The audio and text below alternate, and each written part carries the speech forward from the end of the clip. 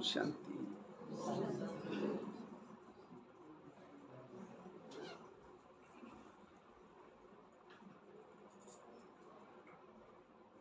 ओम शांति।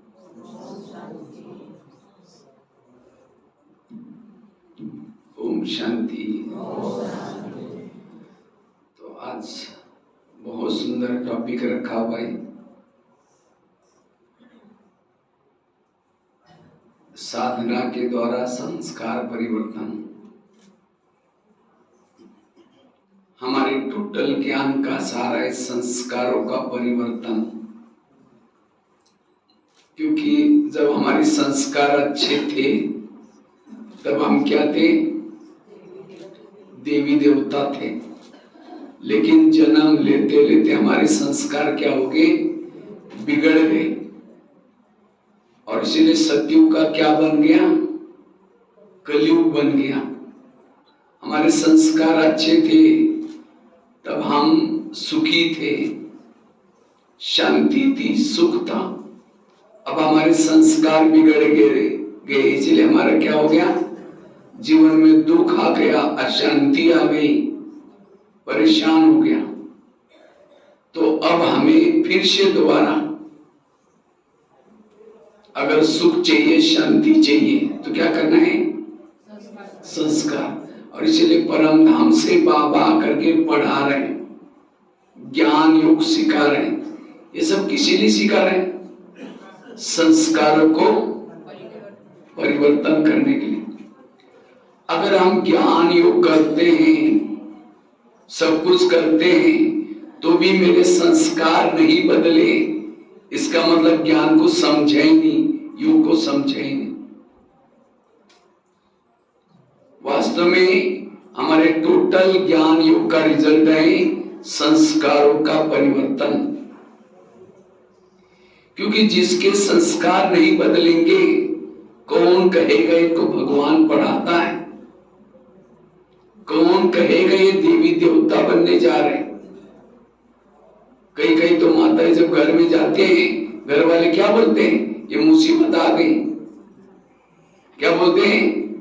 ये मुसीबत आ गई बोलते हैं। क्यों? अभी तक उनके संस्कार नहीं बदले।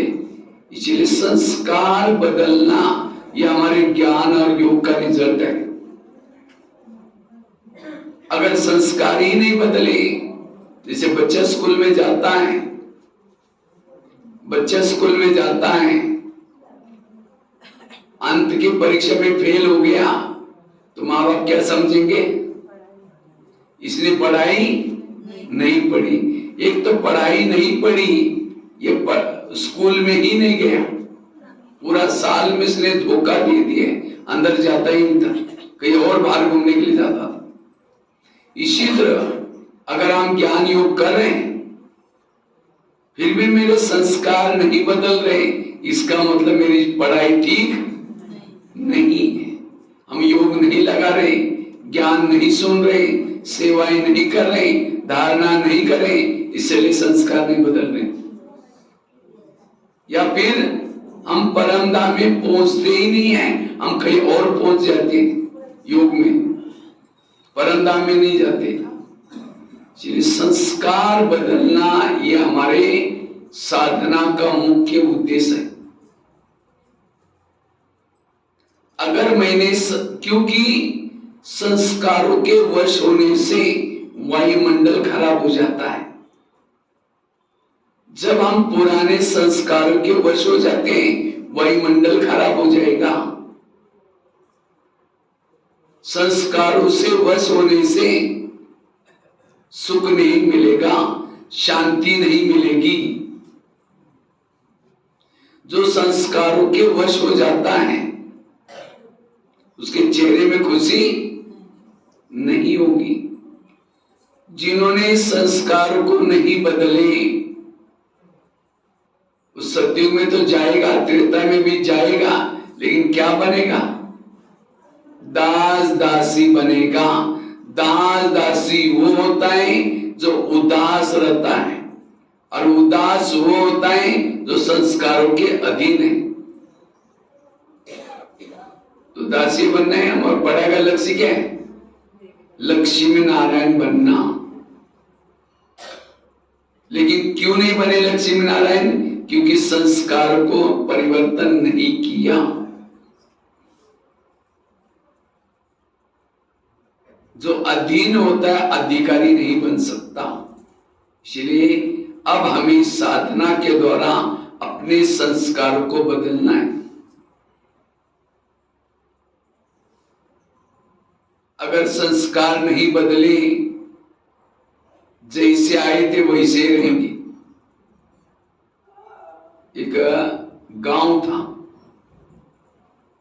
उस सामने गांव था, बीच में तालाब था और इसी बाजू में भी गांव था। बीच दोनों गांव के बीच में तालाब था, बहुत बड़ा तालाब था। तो वो जो सामने वाला गांव था उसमें बाजार लगता था। तो कई लोगों को, इस गांव वालों को अगर वहां जाना होता था तो वो क्या करते थे, नौका लगी रहती थी, नौका बड़ी रहती थी, जिसको जाना है वो नौका को ये करके लेके चले जाते थे, बाजार करके वापस आते। तो एक 2-4 लोग, 2 घंटा लगता था गांव क्रॉस करने के लिए। तो 2-4 लोग क्या करते, उस गांव में चले गए। पहले तो नौका में बैठ के, अंधेरा था, सवेरे सवेरे गए थे 4 बजे। जब नौका में बैठे 2 घंटे के बाद जब दिन निकल गया, उनको क्या लगा, अब गांव आ गया होगा। लेकिन जैसा दिन उजरा होने लगा तो देखा तो जहां बैठे थे नौका में वही थे। 2 घंटा तो गोले भी घुमा रहे थे, लेकिन 2 घंटे बाद कहां देखा, जहां थे बैठे थे वहीं थे। वो गप्पे लगा रहे थे, बातें कर रहे थे, नौका भी चला रहे थे, नौका भी चला रहे थे, लेकिन वहीं के वहीं क्यों रहे? क्योंकि नौका जो बांधी थी उसको छोड़ा ही नहीं था, ऐसे बैठ करके बोले घुमा रहे थे। इसी तरह हम भी इस कलयुग के अंधेरे में बाबा के नैया में बैठे और कहां जा रहे हैं, परम धाम में जा रहे हैं, सत्युग के लिए जा रहे हैं। लेकिन हमने संस्कार नहीं बदले और वल्ले भी घुमा रहे हैं। रोज आ रहे, मुरली सुन रहे, अमृत वाला उठ रहे, सेवा कर रहे। लेकिन जब सत्युग का दिन निकल आएगा, उजरा निकलेगा, देखेगा हम वहीं के वहीं है, क्योंकि मैंने संस्कारों के रस्से को तोड़ा नहीं। इसलिए संस्कारों को परिवर्तन करो, तब आपकी नैया आगे बढ़ेगी, नहीं तो वहीं के वहीं रहेंगे। इसलिए संस्कार परिवर्तन करना यह हमारा मुख्य उद्देश्य है। जो संस्कार को परिवर्तन करेंगे वो अशरीरी बनेंगे, विधेयी बनेंगे, निराकारी बनेंगे, सब लोग उसको पसंद करेंगे, वो लाइट रहेंगे, फरिश्ता बनेंगे। इसलिए संस्कार को परिवर्तन करना। लेकिन कई कहते मेरे संस्कार है ही ऐसे, हम परिवर्तन कैसे करें? हमारे संस्कार ऐसे नहीं है, हमारे संस्कार बहुत अच्छे हैं। कभी कभी जब मैं शुरू में ज्ञान में आया था, तो मेरी वंडरफुल कहानी है बहुत। अभी बहनों बायोडाटा सुना रही थी। 11 साल तक मैं स्कूल भी नहीं गया था। 6 महीना हम स्नान भी नहीं करते थे लोग। सही मैं बात आपको बता रहा हूं। एक बार कुर्ता पहन लिया, फटने के बाद ही निकाल लेते थे। 11 साल तक स्कूल का मूवी नहीं देखा था। वही बचपन से बकरी चराना, ये करना, ऐसे काम करते थे। माँ बाप जो करते हैं वही करते थे। माँ बाप पढ़े लिखे थे नहीं, खेती में रहते थे। तो 11 साल के बाद स्कूल में गए। वो हमारे स्कूल खेती से रोज बच्चा जाता था। तो मैं सोचते बच्चा रोज कहाँ जाता है। एक दिन मैं उस बच्चे के पीछे पीछे गया तो एक मंदिर में स्कूल लगती थी। जब मंदिर में स्कूल लगती थी तो एक ही टीचर था, 7 कक्षा इकट्ठी बैठती थी। तो मैं गया तो वहां के टीचर को कहा सर मुझे भी पढ़ना है। तो टीचर ने कहा तुम तो बड़े हो गए, तुम थोड़ी पढ़ सकते हैं। हमने कहा सर मुझे कोई नौकरी नहीं करनी है, मेरी कोई हाजिरी वगैरह नहीं लगाना, लेकिन मुझे पढ़ना है, क लिखना सीखना है। तो मेरी लगन दे करके टीचर कहता ठीक है कल से आओ। तो एक ही रूम थी, 7 कक्षा इकट्ठी बैठती थी। मुझे पहले दिन 5वीं कक्षा में बिठाया और कहा कि पहले को सुनाएंगे तो भी सुन लेना, दूसरे को सुनाएंगे। तो रोज जब जाना शुरू किया, घर वालों ने मना किया तुम रोज कहाँ जाते हो? हमने कहा स्कूल में। कहा कि अपने पैसे नहीं जाना, मना किया। मैंने कहा मैं बिना पैसे का पढ़ूंगा। कहा कि ऐसे जाना है तो भले जाओ। तो 1 साल के बाद 6वीं में, फिर 7वीं में, तो 7वीं कक्षा की बोर्ड की परीक्षा थी। तो टीचर ने कहा तुम डायरी पेन नहीं लाते कल से स्कूल में नहीं। तो मैंने कहा, मैंने सोचा चोरी भी नहीं करना है, तो मैं रद्दी से पुरानी डायरी लाता था, पानी से धुलाई करके धूप में सुखा करके फिर लिखता था। और एक दिन आया, उसी रद्दी में ब्रह्मा कुमारी का किताब मिला और उस किताब से ज्ञान में आए। तो 2 साल ऐसे ही ज्ञान योग करते रहे। 10वीं में अच्छा मार्क मिला। 10वीं के बाद ITI का कोर्स करने के लिए गया था मैं। जब ITI का कोर्स करा था वहां ब्रह्मा कुमारी की गीता पाठशाला थी, तो वहां मैंने जाना शुरू किया। मैं जब गीता पाठशाला में पहली दिन गया था, उसी दिन मुरली चल रही थी, पूरी मुरली थी, बच्चे आत्मा समझो, आत्माभिमानी बनो। तो मुझे लगा कि यहाँ मूल लेसन कौन सा है? आत्मा का लेसन है। तो उसी दिन मैंने क्या किया, बाहर जाकर के अपने हाथ पर भी लिख करके रखा, मैं आपको दिखाता हूं। देखो यहाँ लिखा है मैं आत्मा हूं। तो मुझे लगा यहाँ का मूल लेसन है आत्मा का लेसन। और दूसरा योग की पॉइंट भी उसके अंदर थी। तो इसलिए एक हाथ में लिख दिया शिव बाबा याद आए, दूसरे हाथ में लिखा मैं आत्मा हूं।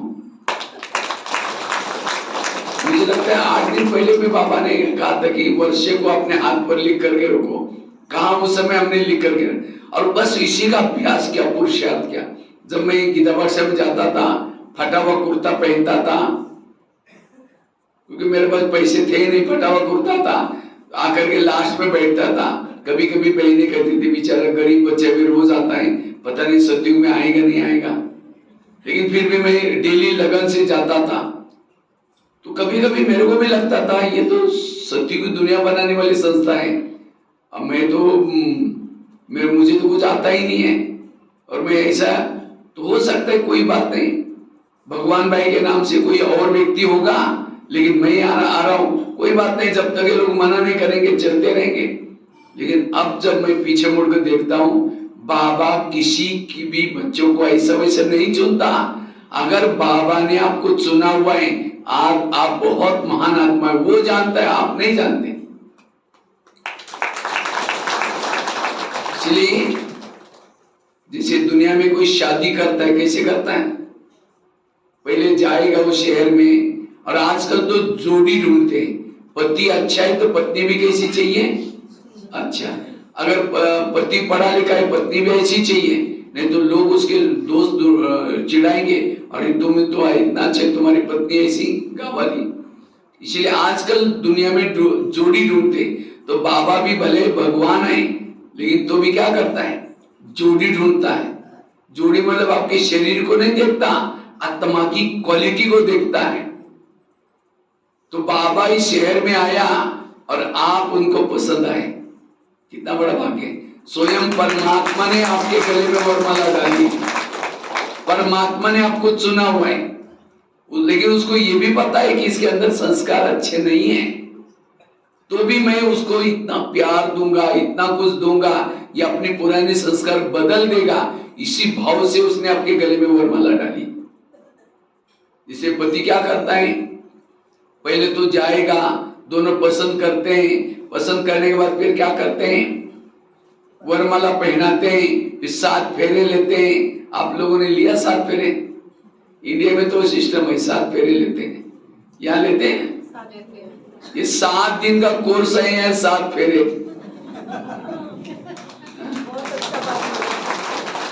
7 दिन का कोर्स मतलब 7 फेरे लिया। उसके बाद फिर क्या करता है? वरमाला पहनाने के बाद फिर मंगलसूत्र पहनाता है।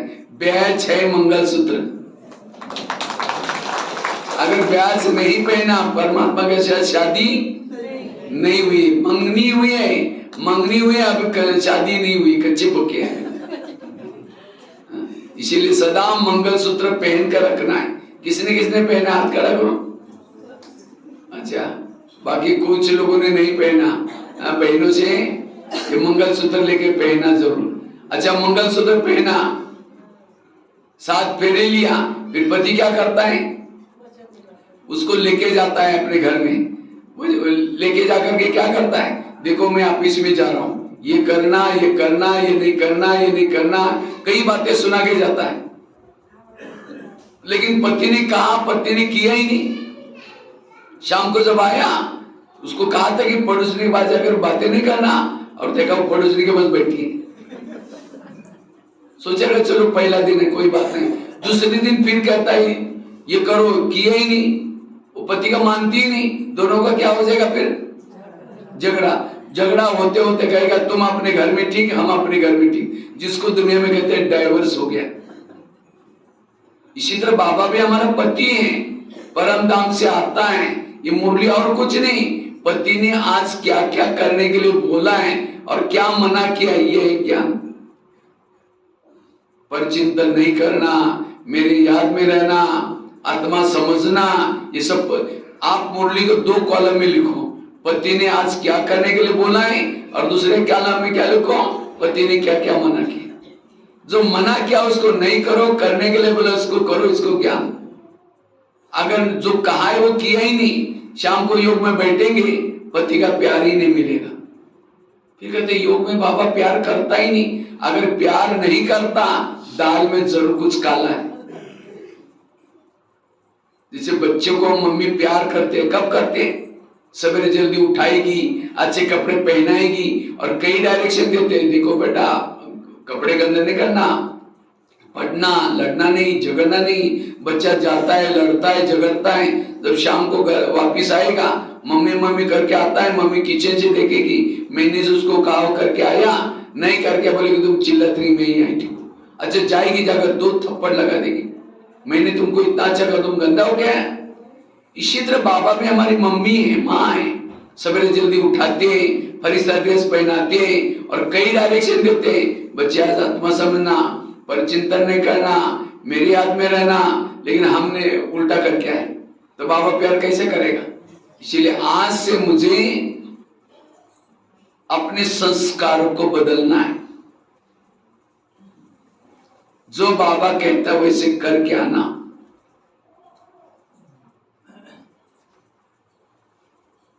अगर नहीं बदलेंगे तो डाइवर्स लेगा। आज कई भाई बहन ज्ञान में चलते थे, स्वर्ग में जाने के लिए आते थे, लेकिन आज गुम हो गए, चले गए। क्यों? बाबा का कहना नहीं माना, पति ने उसको डाइवर्स। और इतना सुंदर पति जिसे डाइवर्स कर दे, कितना बड़ा घाटा हो जाएगा। 21 जन्मों की आप एस्टिमेट निकालो, 21 जन्मों के सोने चांदी के महलों की कीमत कितनी होगी, तो कितना घाटा हो गया।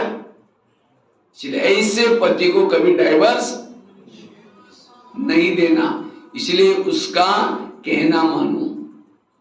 मुझे लगता है 84 जन्म में जितने भी पति मिले, सबसे महत्व का पति शिव बाबा है, क्योंकि सबसे सुंदर कौन है, शिव बाबा। सबसे धनवान, क्योंकि सृष्टि का मालिक आपका पति बना हुआ है। अब जिसका पति बहुत धनवान है, बहुत गुणवान है, तो उसकी दृष्टि कहीं इधर उधर जाएगी।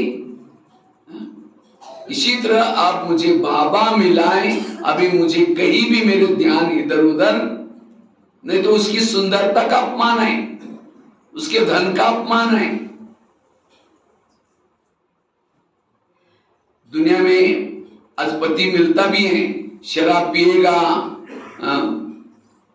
पिटाई भी करेगा पत्नी की, उसका बटवा भी खींच लेगा, ट्रेन में जाएगा तो भी डबल उसकी भी टिकट निकालनी पड़ेगी। लेकिन शिव बाबा ऐसा पति है, ट्रेन में माउंट आबू जाते समय टिकट बनानी पड़ती है बाबा की। वो साथ में है, लेकिन टिकट की जरूरत, वो खाना खाता ही नहीं और ही खिलाता है। वो पति तो इतना चावल खा लेगा, लेकिन बाबा को कुछ भी जरूरत नहीं है। वो तो रोज बैठ करके आपका गुणगान गाता है, तुम कितनी अच्छी हो, तुम कितनी अच्छी हो, रोज बाबा कितने गुणगान गाता है आपका। इसलिए ऐसा पति से कभी डाइवर्स नहीं लेना है, कभी वो नहीं जाता, लेकिन हम खुद ही संस्कार नहीं बदलते, अपने आप निकल जाते हैं। अगर कोई भी पत्नी कभी कभी पति को छोड़ के जाते, क्यों जाते हैं? एक तो उसकी सास बहुत थोड़ा सा गड़बड़ वाली होती है, झगड़ा करती है, या उसका वो जो घर वाले में कोई ना कोई इफेक्ट आते हैं, तब छोड़ के जाते हैं। लेकिन हमें क्यों ज्ञान छोड़ते हैं? कहीं ब्राह्मण परिवार से किटपिट हो गई, कुछ ना कुछ हो गया, तब छोड़ देते। बाबा तो अच्छा है ना। कोई कोई पत्नी क्या होते हैं, कहते मेरा ये सास तो बड़े झगड़ा हुआ है, वो बूढ़ी है, मर जाएगी, कोई बात नहीं, बाद में तो मेरा ही राज्य होगा, एडजस्ट करके चलती। इसी तरह बाबा तो अच्छा है ना। तो कोई ब्राह्मणों से खटपट हो तो कोई लेना देना ही नहीं ना, आपका लेना देना किसे है? बाबा से। इसीलिए ब्राह्मणों की खिटपिट देकर के कभी हमें ज्ञान को छोड़ना नहीं है, अंत तक हमें बाबा के साथ में रहना है। इसलिए संस्कार को परिवर्तन करना है। चलो डाइवर्स नहीं देते, लेकिन आजकल क्या करते हैं, अगर पत्नी पति का कहना नहीं मानती तो पति तो रोज कहता है तंग आ गया, आखिर वो दूसरी शादी करता है। लेकिन जब दूसरी शादी की, पहली पत्नी है, उसने खाया पिया सोई, उसकी तरफ देखता भी नहीं, उसका ध्यान ही हट जाता है। इसी तरह अगर आपने भी संस्कारों को नहीं बदला, बाबा को तो सतयुग दुनिया बनानी है, आपके कले थोड़ी छोड़ेगा, तो फिर क्या करेगा, आपके तरफ का ध्यान हटा करके किसी और को चॉइस करेगा और उससे प्यार करेगा। इसीलिए कई भाई बहन क्या करते, हम सब पहले ज्ञान में आए थे ना, बाबा बहुत प्यार करता था, लेकिन अब पता नहीं क्या हुआ, बाबा का प्यार ही नहीं मिल रहा है। इसका मतलब दूसरी शादी बाबा ने कर दी। क्योंकि मैंने संस्कार को नहीं बदला। अगर संस्कार को नहीं बदलेंगे, भगवान की नजर मेरे पर से हट जाएगी। इसलिए मुझे बाबा प्यार करे, मुझे डाइवर्स ना दे, इसलिए संस्कार परिवर्तन करना है। लेकिन कई कहते मेरे संस्कार है ही ऐसे, जैसे नारियल होता है, नारियल को क्या कहते हैं, फलों का, यही भी बोलते हैं ना, नारियल को फलों का राजा बोलते। क्या कहो, नारियल फलों का राजा है। क्यों नारियल फलों का राजा क्यों है? आम फलों का राजा है, नारियल नहीं है। आम को फलों का राजा बोलते, नारियल को नहीं बोलते। आम को ही क्यों बोलते? वैसे तो बोलना चाहिए नारियल को फलों का राजा, क्योंकि उद्घाटन होता है तो किसको तोड़ते? नारियल को तोड़ते। कोई भगवान को प्रसन्न करना है तो किसको तोड़ते हैं? लेकिन नारियल को फलों का राजा नहीं बोला, क्यों? आम को फलों का राजा बोला, क्यों? आम सबको पसंद है। आम मीठा होता है। मीठा होता है, मीठा तो चीकू भी होता है मीठा। आम के साथ सबका प्यार होता है। क्या निशानी है प्यार की? जब आम का सीजन आएगा, मुंह में लेके चूसते रहेंगे, निकालते रहेंगे, डालते रहेंगे, चूसते रहेंगे, निकालते। ये प्यार कर रहा है उसे। अब सूखा नारियल लेकर के चूसो, उसका भूसा भी अंदर जाएगा और दांत भी 32 टूट जाएंगे, मिलेगा कुछ भी नहीं। इसलिए आम को फलों का राजा बोला है, क्योंकि आम ऊपर से नरम होता है और अंदर से सख्त। और फलों का राजा आम को क्यों बोला? क्योंकि आम जब कोई थक जाता है, धूप में परेशान हो जाता है, कहाँ के सोता है? आम के पेड़ के नीचे आकर सोएगा।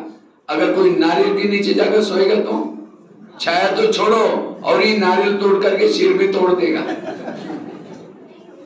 इसी तरह अगर दुनिया से कोई तंग होकर के, परेशान होकर के आपके संपर्क में आया और आपने कोई यहाँ की उल्टी सुल्टी बात सुनाई, आप राजा नहीं बनेंगे। राजा बनने के लिए दूसरे का दुख हरो, सबको सुख दो। इसलिए हमें संस्कार आम की तरह बनाना है। आम के संस्कार वालों को कहेंगे राजा, आम ऊपर से नरम होता है, अंदर से सख्त होता है। तो जो ब्राह्मण आत्मा ही ऊपर से नम्रचित है लेकिन अपने नियम संयम के लिए कड़क है, वो है राजा। इसलिए राजा बनने का पुरुषार्थ करना है। और आम क्या होता है, नारियल क्या होता है? ऊपर से कड़क होता है और अंदर से नरम होता है। मैं जैसा कहता हूं ऐसे करो, ये करो, खुद तो दूसरे को कहेंगे, खुद कुछ नहीं करेंगे। लोग कहेंगे हाँ जी जरूर करेंगे, कहेंगे हमको पता है आप कैसे। इसलिए आम बनो, नारियल ना रियल, जो रियल है उसको तोड़ो, छोड़ो। भक्ति मार्ग वैसे तो नारियल है, नारियल में कोई बुरी चीज नहीं है। नारियल फल सबसे महत्व का है। मुझे लगता है कोरोना काल जब हुआ था, एक एक नारियल की कीमत 300-400 रुपए हो गई होगी। वो पानी पीने वाला नारियल, हाँ 400-500, क्योंकि नारियल का जो पानी है कई बीमारियों पर उसका उपचार हो जाता है। कोई पेशेंट होता है तो उसको क्या पिलाते हैं? नारियल का पानी पिलाते। लेकिन नारियल का पानी पीना है, खोबरा खाना है, तो ऊपर से क्या करना पड़ेगा? कवच को निकालना पड़ेगा। कवच बहुत कठिन होता है। इसी तरह हमारा आत्मा, वास्तव में नारियल आत्मा का प्रतीक है। आत्मा का कलर कैसा है? केसरी। नारियल का कलर कैसा है? लगभग केसरी।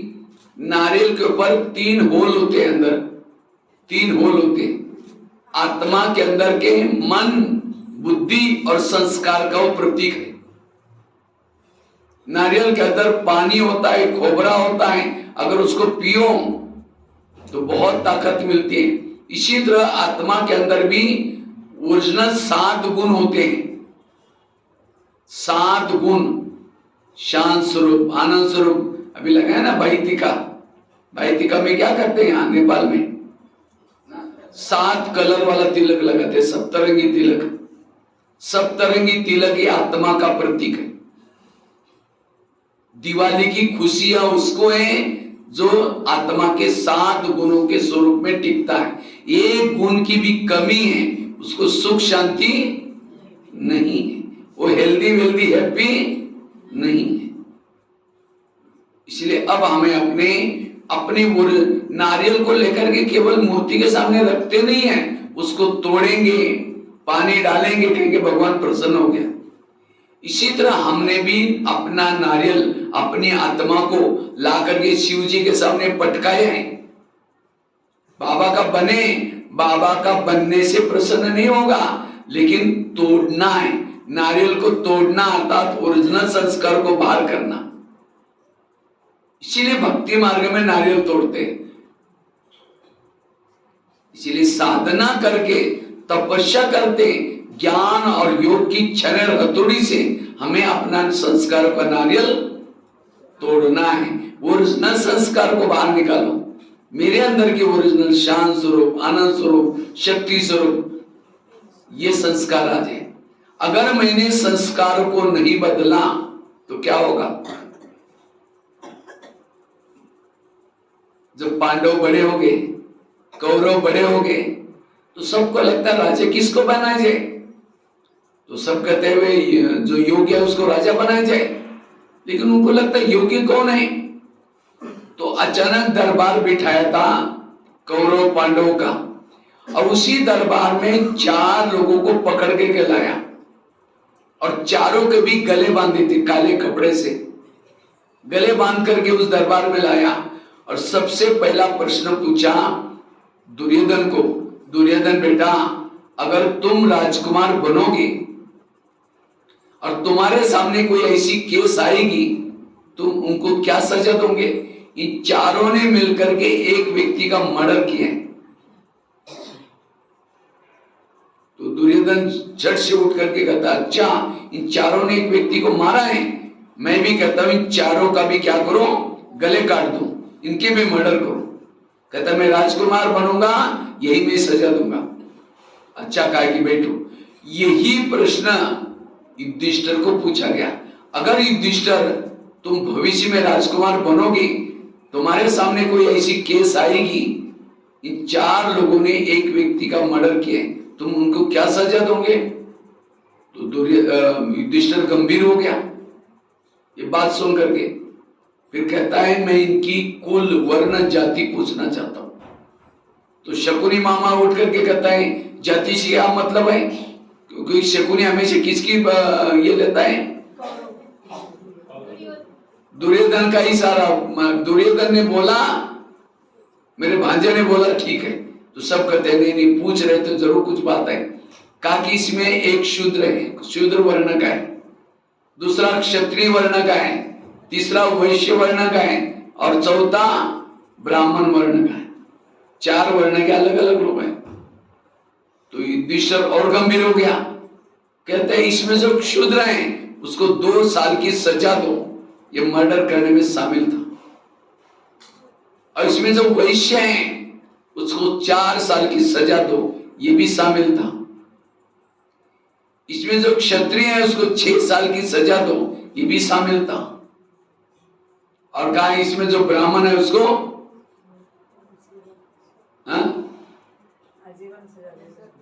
आजीवन। उसको क्या सजा दी?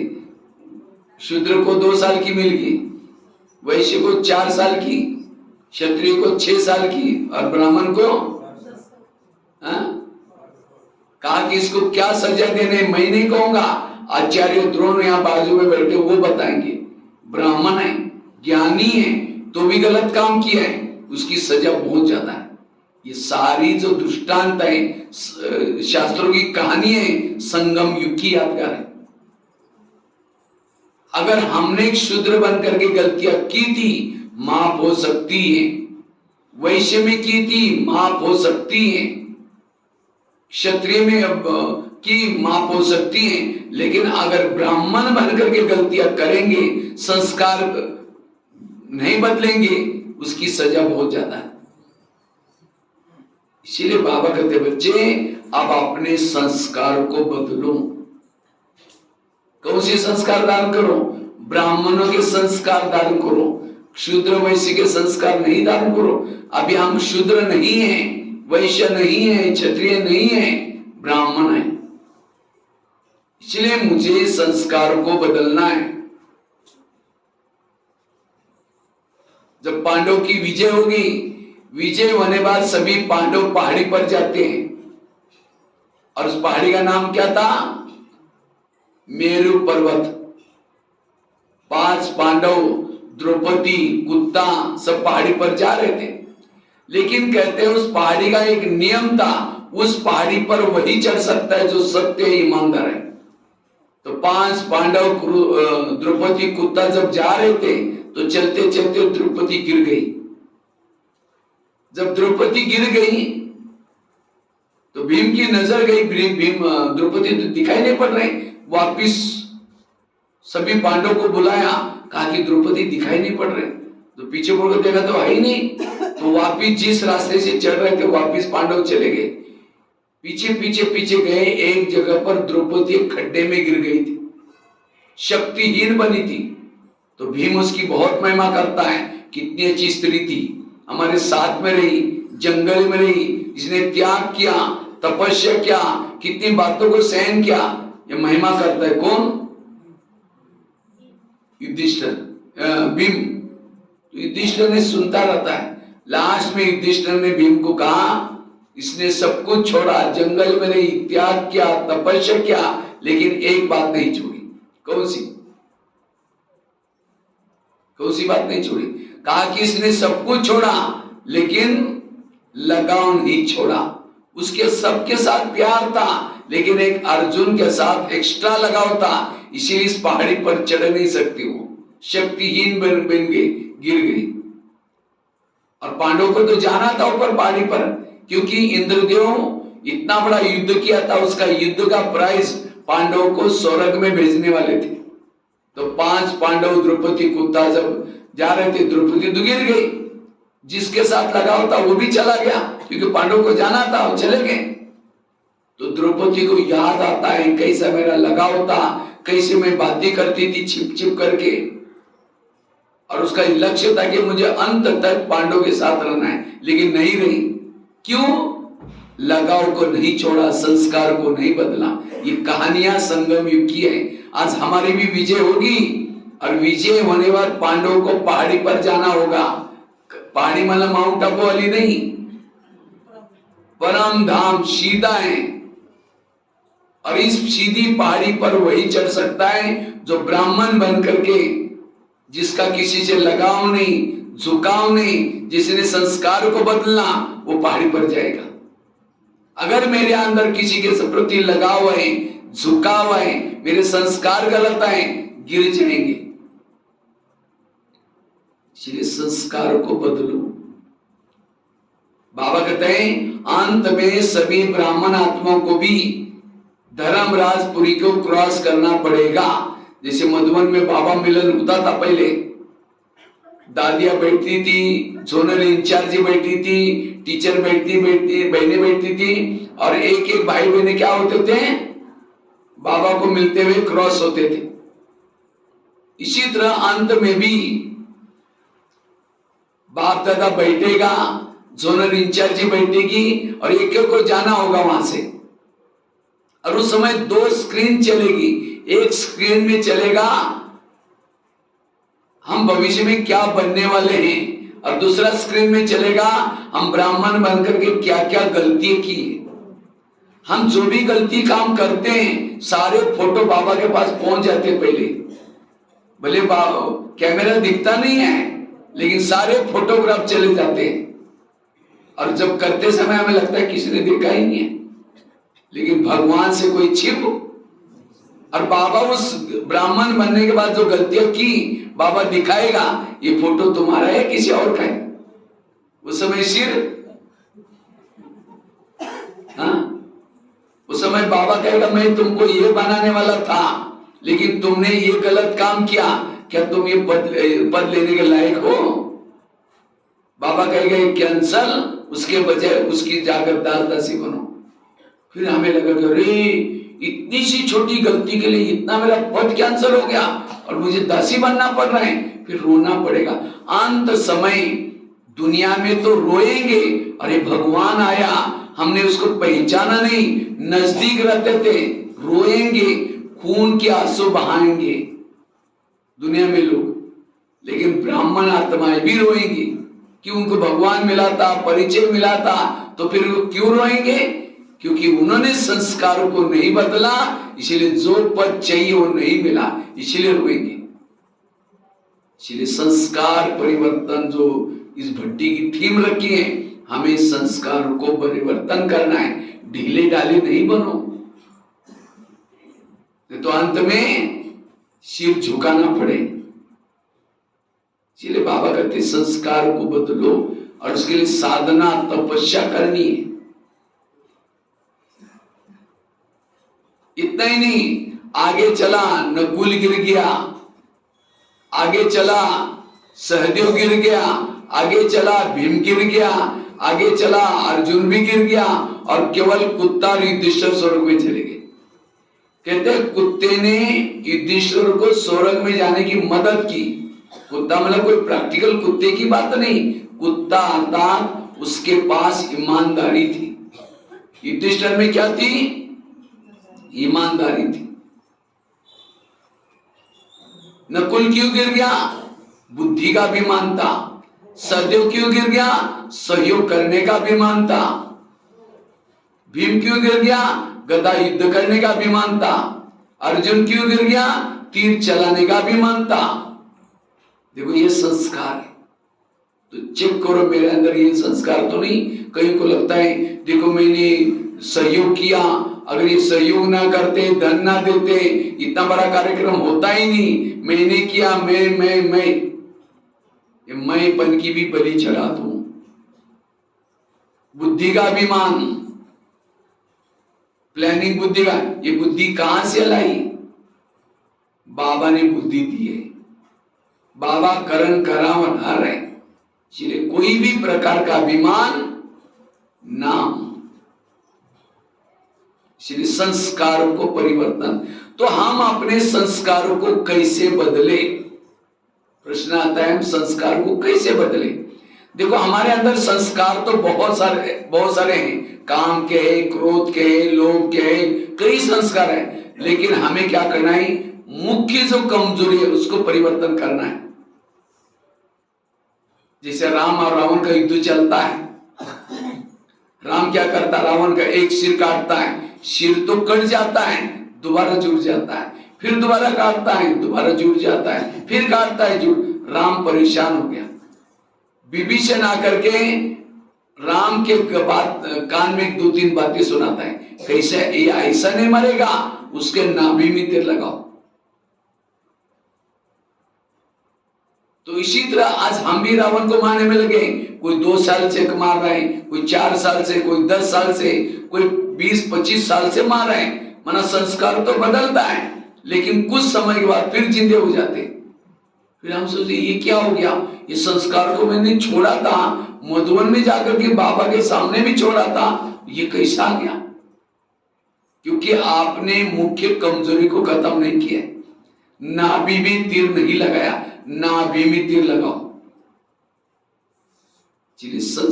तो हमारे अंदर की जो कमजोरी है, कमजोरी को ढूंढो। इधर अर्जुन लड़ रहा है, इधर दुर्योधन लड़ रहा है। तो अर्जुन किसको तीर लगाता है? दुर्योधन को मारेगा। बाकी उसके और छोटे छोटे लड़ाई कर रहे हैं, कभी उसको छोटे को मारेगा नहीं। महारथी के साथ युद्ध करता है। इसी तरह आज हम कई क्या बोलते हैं, मैं जब से ज्ञान में आई हूं, मैंने ये छोड़ा, ये छोड़ा, ये छोड़ा, ये छोड़ा, बस एक संस्कार मेरा रहा हुआ है। और जो संस्कार रहा हुआ है वही जब अटैक करता है, मारे हुए सारे संस्कार जिंदे हो जाते हैं। विद्यार्थी लोग, स्टूडेंट लोग ट्यूशन कौन सा लगाते हैं? जो कमजोर सब्जेक्ट है उसका सब्जेक्ट ट्यूशन लगाते हैं। इसी तरह संस्कारों को परिवर्तन करना है तो हमें भी क्या करना है? जो मेरी कमजोरी है उसके लिए ट्यूशन लगाओ। क्योंकि अगर बच्चा पास तो हुआ लेकिन कोई एक सब्जेक्ट में फेल हो गया, उसको क्या बोलेंगे? फेल ही तो बोलेंगे ना। इसी तरह कमजोरी को खत्म करो। तो उस कमजोरी को ढूंढना कैसे पता चला कि मेरे अंदर क्या कमजोरी है? आप अपने जीवन में क्या करो, बचपन के 8-9 साल तक जाओ। हर एक अपना अपना 8-9 साल का जीवन याद है ना। अपने जीवन में 8-9 साल तक जाओ और उस 8-9 साल के जीवन में आपके अंदर क्या क्या गलत संस्कार थे वो चेक करो। जो उस संस्कार के द्वारा आपने गलत काम किया, अभी भी आपका दिल खाता है, नहीं करना चाहिए था, उसके बाद आप ज्ञान में आए। तो ज्ञान में आने के बाद आपके जीवन में अभी भी कौन से संस्कार है वो चेको। जो अब नहीं होना चाहिए तो भी संस्कार जागृत होते, ये है मेरे कड़े संस्कार। और मुझे उस संस्कार, मुझे लगता है ज्ञान के पहले वाला और ज्ञान में आने के बाद में वही संस्कार होंगे।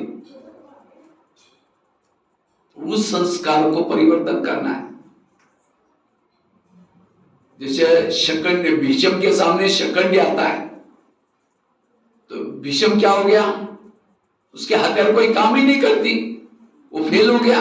इसी तरह ये चेक करो कि मेरा शकंडी क्या है। शकंडी मतलब मेरा क्या संस्कार है, उस संस्कार को परिवर्तन करो। हर एक के अंदर कोई ना कोई कड़ा संस्कार है। वो कड़ा संस्कार क्यों आया? क्योंकि आपने जन्म जन्मांतर से, ये जन्म की बात नहीं, पिछले जन्म में पिछले जन्म में उसी संस्कार को सहारा लेकर के आपने पाप कर्म किए। तो इसलिए इस अभी वही संस्कार आपको तंग करता है, तो उस संस्कार को बदलो।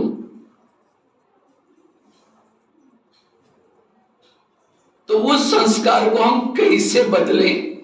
पहले तो पता चला हर एक के अंदर कौन सा कड़ा संस्कार है। आपका कड़ा संस्कार हमको पता नहीं है, हर एक वो केवल खुद को ही पता चलता है कि मेरी बीमारी क्या है। तो उस संस्कार को हम बदले कैसे। किसी के अंदर काम का संस्कार कड़ा है, किसी का क्रोध वाला संस्कार कड़ा है, उसके अंदर काम नहीं है लेकिन क्रोध है, तो मेरे अंदर कौन सा संस्कार है वो चेक करो और उस संस्कार को बदलो। याद रखना, कई तो बाबा को मूल्य रूरवान करके क्या बोलते, बाबा आप टेंशन नहीं लेना, मैं संस्कार जब विनाश हो जाएगा ना उस समय बदल देंगे। कई बार बाबा के बच्चे ये करते, बाबा कहते हैं नहीं बच्चे, बहुत साल का अभ्यास चाहिए, वो कमजोरी कब आएगी पता भी नहीं चलेगा। तो उस कमजोर संस्कार को हम कैसे परिवर्तन करें, उसके लिए 5-6 युक्तियां सुनाता हूं। सबसे पहली युक्ति, अगर उस संस्कार को परिवर्तन करना है, अमृत वेले के बाद, अमृत वेले के बाद, अमृत वेला कितना बजे करते हैं, 4 से 4:45, 4:45 बजे अमृत वेला करके मैं आत्मा अब धीरे धीरे परम धाम से इस शरीर में आती हूं। आने के बाद क्या करो, अमृत वेला बाबा से गुड मॉर्निंग बोलो और गुड मॉर्निंग बोल करके उसके बाद बाबा को सुनाओ। क्या सुनाओ, बाबा मेरे अंदर ये संस्कार है, मेरे अंदर ये, जैसे हॉस्पिटल होता है, हॉस्पिटल में अलग अलग वार्ड होते ना, तो हर वार्ड में डॉक्टर के जाने का समय क्या होता है, अलग अलग होता है। और जब डॉक्टर जब वार्ड में चक्कर लगाता है तो पेशेंट क्या करते हैं, पेशेंट उठ करके बैठते हैं और बैठ करके अपनी बीमारी सुनाते हैं। इसी तरह दुनिया भी क्या है, एक हॉस्पिटल है और इस हॉस्पिटल में कितने वार्ड हैं, 4 वार्ड है। कौन से, America ward, Africa ward, Asia ward, Europe ward. तो आप कौन से वार्ड में रहते हैं, एशिया। तो एशिया वार्ड में आने का बाबा का डॉक्टर का टाइम क्या है, 2 बजे से लेकर के 5 बजे तक। और याद रखना, एक बाबा ही सर्जन है, बाकी सारे पेशेंट हैं। जिसका देह है वो सभी पेशेंट है। किसी को काम की बीमारी लगी है, किसी को क्रोध का लगी है, किसी को लोभ की लगी है। इस संसार में सबको बीमारी लगी है, विकारों की। तो हमें उस समय उठ करके क्या करना है, डॉक्टर को बीमारी सुनाते हैं। अगर वो डॉक्टर चक्कर लगा रहा है वार्ड में और पेशेंट सोया पड़ा हुआ है तो कुछ दवाई मिलेगी। अच्छा उठा हुआ है, उठ करके फिर भी सोया है तो भी कोई बीमारी नहीं, दवाई नहीं मिलेगी। इसीलिए पेशेंट उठ करके बैठता है और डॉक्टर को सुनाता है, डॉक्टर जी मैंने कल दवाई खाई थी तो भी 2 बार उल्टी हुई, तो भी ऐसा। अच्छा डॉक्टर को और क्या हुआ सारा निकालता है और उसकी दवाई लिखता है। दवाई लिख करके क्या करता है, ऑफिस में जाएगा और किसी नर्स को या कंपाउंडर को बुला करके कहेगा ये दवाई दे के आओ, फलाना वार्ड में पेशेंट है उसकी दवाई दे के आओ। इसी तरह हमें अभी अमृत वाला उठ करके बाबा चक्कर लगा रहे हैं, बाबा को सुनाओ, बाबा मैंने कल अमृत वाला भी किया था, बाबा मैंने कल मुरली भी सुनी थी, तो भी ये विकार के संस्कार मेरे अंदर आए, मुझे संकल्प चला, मेरे साथ ऐसा ऐसा हुआ, सुनाओ। लेकिन हम सुनाते हैं, इसलिए कभी कभी मुरली में बाबा का पॉइंट आता है, बच्चे सर्जन से बीमारी को छिपाओ नहीं, सच सच बताओ। कई तो क्या करेंगे, अमृत वाला उठेंगे और बाबा के फोटो की तरफ देखते रहेंगे बस। अब डॉक्टर चक्कर लगा रहे हैं और पेशेंट उठ करके डॉक्टर के चेहरे की तरफ देखता रहे, कुछ बात ही नहीं करें, तो डॉक्टर का क्या हुआ क्या। इसी तरह कई योग में बैठेंगे, फोटो के देखते रहेंगे, फिर घड़ी में देखेंगे, कब तक देखना है इनको। अब कोई डॉक्टर चक्कर लगा रहे हैं, पेशेंट घड़ी की तरफ वो चेहरे की तरफ देखते रहे, घड़ी की तरफ देखते रहे, और डॉक्टर को इसको हुआ क्या, लगता है कि मैं आने के कारण बोर हो गया, चला जाएगा फिर डॉक्टर। इसलिए अमृत वाला उठ करके केवल बाबा की तरफ देखते नहीं रहो। बीमार एक भाई ने मुझे क्वेश्चन किया, बाबा तो भगवान है ना, बाबा को बताने की क्या जरूरत है, बाबा अपने आप दवाई क्यों नहीं देता पेशेंट को। अब डॉक्टर तो पेशेंट के बारे में जानता है ना, उसने पूरा लाइफ में स्टडी किए हैं, लेकिन जब पेशेंट सामने आता है डॉक्टर क्या बोलता है, अच्छा आपको क्या तकलीफ है। उस समय पेशेंट तो नहीं बोलता आपको पता नहीं मेरे को क्या तकलीफ है, देखो और चेक करो। भले डॉक्टर जानता है तो भी पेशेंट को बोलना पड़ता है। बाबा भले भगवान है तो भी बाबा को सुनाओ, और तब जब बाबा को सुनाएंगे उसकी दवाई क्या करेगा बाबा। जैसे डॉक्टर ऑफिस में जाता है, किसी नर्स के द्वारा, किसी कंपाउंडर के द्वारा दवाई भेजता है, इसी तरह बाबा को सुनाएंगे, बाबा मेरे अंदर ये संस्कार है, मुझे कल गुस्सा आया, मेरे अंदर ये काम विकार जागृत हुआ, ये हुआ, सुनाओ। तो बाबा उसकी दवाई क्या करेगा फिर, मधुबन से कोई कंपाउंडर को भेज देगा, कोई भाई बहनों को, या कोई ना कोई काठमांडू से कोई ना कोई दीदी को भेज देगा, और जो आपको प्रॉब्लम है उसी का टॉपिक के ऊपर क्लास चलेगी। आपको भी भेजा, हाँ मेरे को भी भेजा है देखो। हाँ। या फिर बाबा मुरली के माध्यम से दवाई भेजेगा, मुरली उसी टॉपिक के ऊपर चलेगी जो आपने बाबा से कहा, बाबा मेरे प्रॉब्लम है, उसी के ऊपर मुरली चलेगी। फिर कहेगी अरे कल मेरे को प्रॉब्लम था, आज बाबा ने जवाब दे दिया। ये है बाबा को सुनाने से फायदा, इसलिए बाबा को सुनाओ। ये एक पहली युक्ति। दूसरी युक्ति है, अगर उस संस्कार को परिवर्तन करना है उसके लिए मुरलियों की स्टडी करो। अगर आपके संस्कार नहीं बदले, इसका मतलब आपके अंदर नॉलेज की कमी है, ज्ञान की कमी है। इसलिए मुरलियों की स्टडी करो। एक नीचे एक चित्र दिखाते हैं हमारा सीडी में एक चित्र है। सीडी के लास्ट में एक व्यक्ति सोया हुआ है और उसके सिराने पर क्या है, गीता का शास्त्र रखा हुआ है, और उस भिखारी सोए हैं, उसके सिराने में गीता का शास्त्र रखा है, उसके हाथ में क्या है, कटोरा है। और वो चित्र किसका दिखाते हैं, भारत का चित्र नहीं, हम ब्राह्मण आत्माओं का चित्र है। क्योंकि असली गीता का शास्त्र किसके पास है, हम ब्राह्मण आत्माओं के पास है, लेकिन उसको कहां रखा है, सिराने में। और फिर हाथ में कटोरा लिया है, बाबा मेरा योग नहीं लगता, बाबा मुझे ये प्रॉब्लम है, बाबा मुझे गुस्सा आता है। इसका मतलब आपको मुरलियों की ज्ञान की कमी है। इसलिए मुरलियों की स्टडी करो, जो आपके संस्कार हैं उसी टॉपिक के मुरली सुनो। मुझे लगता है मधुबन में अव्यक्त वाणियों की किताबें मिलती है, जिसकी कीमत है 10 या 15 रुपए कीमत होती है। हर साल की मूल्य है, 1969 से लेकर के 2017 तक जो भी बाबा की मुरलियां चली हैं। और मैं आपको एक सही बात आपको सुनाता हूं, मुरली है असली मक्खन। मुरलियों से सब कुछ बना हुआ है। समझो मेरे पास एक ये चीज है, एक पेन है, इसको मैंने इसी संदल को टच किया, ये संदल पूरा सोने का बन गया। इस माइक को टच किया, सोने का बन गया। ये मोबाइल के स्टैंड को टच किया, वो भी सोना का बन गया। इस टीपाई को सहन किया, टच किया, वो भी सोने का बन गया। तो आप इस सोने की चीजों को वैल्यू देंगे या पेन को वैल्यू देंगे, पेन को। इसी तरह मुरलियों को सुन करके शिवानी बहन बन गई, दादिया बन गई, ब्रह्मा बाबा बन गया, सारे महारथी बन गए।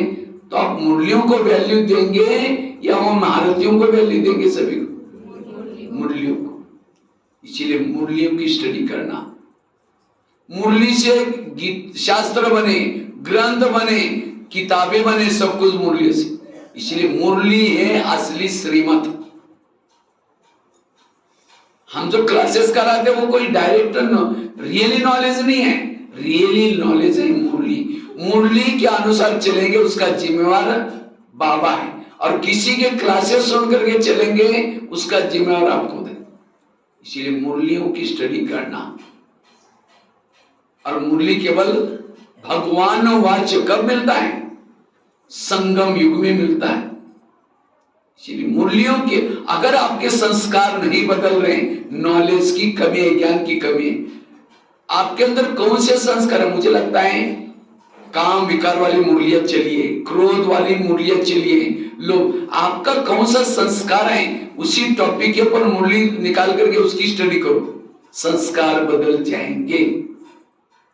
ये है संस्कारों को परिवर्तन करने का तरीका। आज हॉस्पिटल में जाते हैं, आप दवाई कौन सी मांगते हैं? डिस्पेंसरी में जाकर दवाई कौन सी मांगते हैं? जो बीमारी हो दवाई मांगेगी। अगर सिर दर्द है तो क्या बोलेंगे? सिर दर्द की दवाई दो। पेट दर्द है तो क्या बोलेंगे? पेट दर्द की दवाई दो। अब पेट दर्द है, सिर दर्द की दवाई खा लो, कुछ असर होगा? इसी तरह मुरली भी एक डिस्पेंसरी है। मुरली क्या है? डिस्पेंसरी। उसके अंदर काम की, क्रोध की, लोभ की, लालच की, हर विकारों की बीमारी की टेबलेट पड़ी है। लेकिन हम क्या करते हैं? कोई भी पॉइंट ले लेते। मुरली सुनते समय कोई भी पॉइंट बुद्धि में धारण नहीं करो। जो मेरी बीमारी है उसके लिए बाबा ने क्या पॉइंट बताए, ये है मुरली सुनने का तरीका, ये है संस्कार। इससे संस्कार बदलेंगे। इसलिए लेकिन हम मुरली की बातें क्यों नहीं कर पाते? क्योंकि मुरली के पहले योग नहीं करते। मुरली के पहले हर सेंटर पर योग चलता है, लेकिन हम उसमें आते ही नहीं। कोई ना कोई बहाना बनाते हैं, दुकान खोलना पड़ता है, बच्चे स्कूल में जाते हैं, कोई ना कोई बहाना कर, घर सेंटर से दूर है, और क्लास के पहले आएंगे नहीं मुरली योग लगाने के लिए। और जो योग लगा करके मुरली नहीं सुनता, उसको मेरे संस्कार के लिए बाबा ने क्या सुनाया वो कैच नहीं करता। इसलिए मुरली सुनने से पहले एकाग्रता चाहिए। इसलिए इस भट्टी से इतना परिवर्तन करना, रोज क्लास के पहले हर एक को क्या करना, आधा घंटे का धान खेती में डालेंगे, पहले क्या करेंगे? हल चलाएंगे, बाद में धान डालेंगे। इसी तरह हमें भी संस्कारों को परिवर्तन करना है तो क्या करना है? पहले ही हल चलाना, अर्थात योग करके सुनना। दुनिया में तो ज्ञान बहुत है, अगर ज्ञान की सारी किताबें इकट्ठे करो एक बड़ा पहाड़ बन जाएगा, लेकिन बदलाव नहीं आया। क्यों? क्योंकि ज्ञान है लेकिन पावर नहीं, योग नहीं है। इसलिए योग का बल चाहिए, और ये योग का बल, इसलिए खास टॉपिक रखा हुआ है आज का, साधना के द्वारा संस्कार परिवर्तन। संगठन का योग आप लोगों को कब मिलता है? क्लास के पहले ही मिलता है। अगर उसी योग में करेंगे नहीं तो संस्कार कैसे बदलेंगे? इसलिए संस्कार को बदलने के लिए क्या करना है? आधा घंटे का सबको योग करना है। इस भट्टी से प्रतिज्ञा करो, और इससे सेंटर का वायुमंडल अच्छा बन जाएगा। कोई गीता वचन में जाता है, कोई कौन से सेंटर में जाता है, लेकिन आधा घंटा जाकर के पावरफुल योग करना, फिर मुरली सुनना।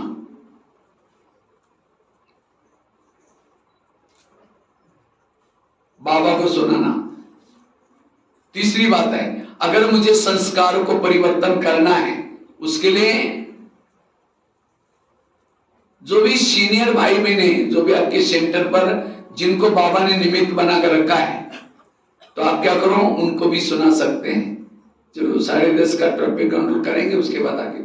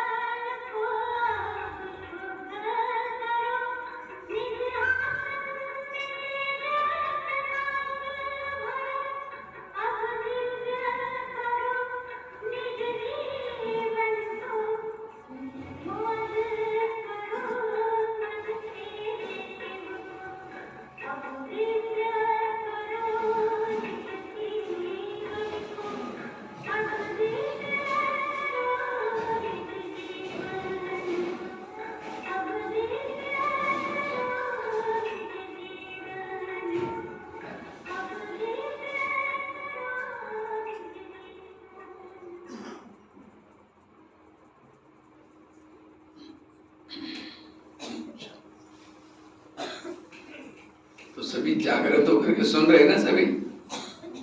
तो माया तो कहेगी मेरा गिराई तो जा रहा है, इसलिए थोड़ा सा आलस और अलबेलापन की थोड़ा ऊपर से घुटी तो नहीं करें। बीच बीच में कोई बात अच्छी लगी ताली बजा सकते हैं।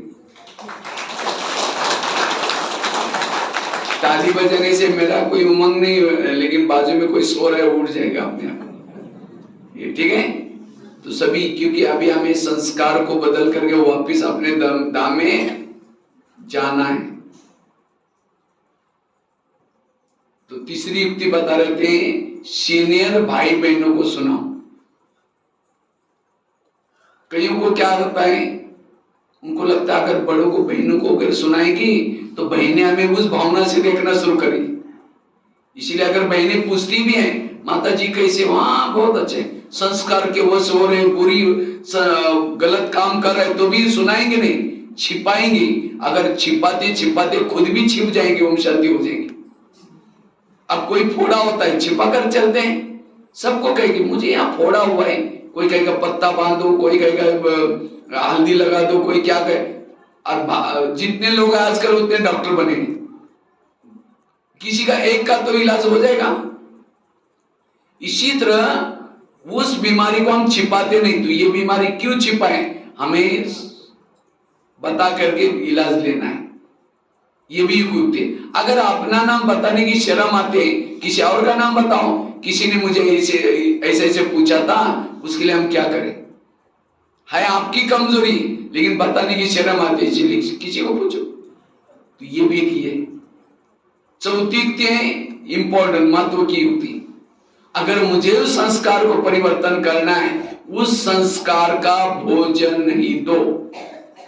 आज पुराने संस्कार क्यों जागृत होते हैं, उसको कहीं ना कहीं भोजन मिल जाता है। समझो कोई बुजुर्ग व्यक्ति है, बहुत क्रोध करता है, गुस्सा करता है, अब उस बुजुर्ग व्यक्ति को रबड़ी खिलाएंगे, मलाई खिलाएंगे, अच्छा अच्छा माल खिलाएंगे, तो शरीर की ताकत आएगी और पिटाई करेगा। अगर खाना नहीं मिलेगा, खटिया पर बैठ करके कहेगा मैं आकर के मारूंगा, ये करूंगा, चिल्लाते रहेगा, वो करेगा कुछ भी नहीं, पता है कि इसने खाया ही नहीं तो वो मारेगा। इसी तरह आज हमारे अंदर के संस्कार जागृत क्यों होते हैं, समझो मैं इसको खोल के और आपको बताता हूं। किसी का काम विकार का संस्कार है, और ऐसी आत्मा फैशन कर रहे हैं, ऐसी आत्मा कोई मोबाइल की गलत चीजें देख रहे हैं, कोई साहित्य पढ़ रहे हैं, गलत फिल्में देख रहे हैं, तो संस्कार को क्या दे रहे हैं, वो भोजन दे रहे हैं, उससे वो संस्कार जागृत होता है। इसलिए बाबा ने नियम मर्यादाएं ये सारी डाल के दी है, क्यों, ताकि उस संस्कार का भोजन ना मिले और उसे संस्कार जागृत ना हो जाए। इसलिए संस्कार का भोजन नहीं दो, तब संस्कार जागृत नहीं होगा। पांचवी युक्ति, पहली युक्ति कौन सी बताई, अमृत वेला बाबा से बात करना। दूसरी कौन सी बताई, मुरलियों के स्टडी करना। तीसरी कौन सी बताई, सीनियर जो भी है उनको जाकर सुनाना।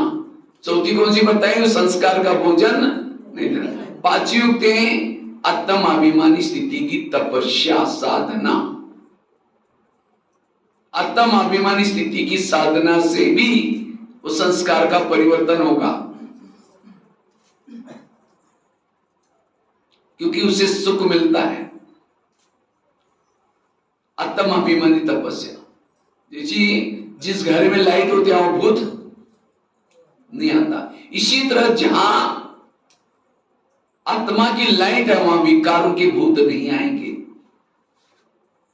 और उससे उस संस्कार को हम परिवर्तन कर सकेंगे।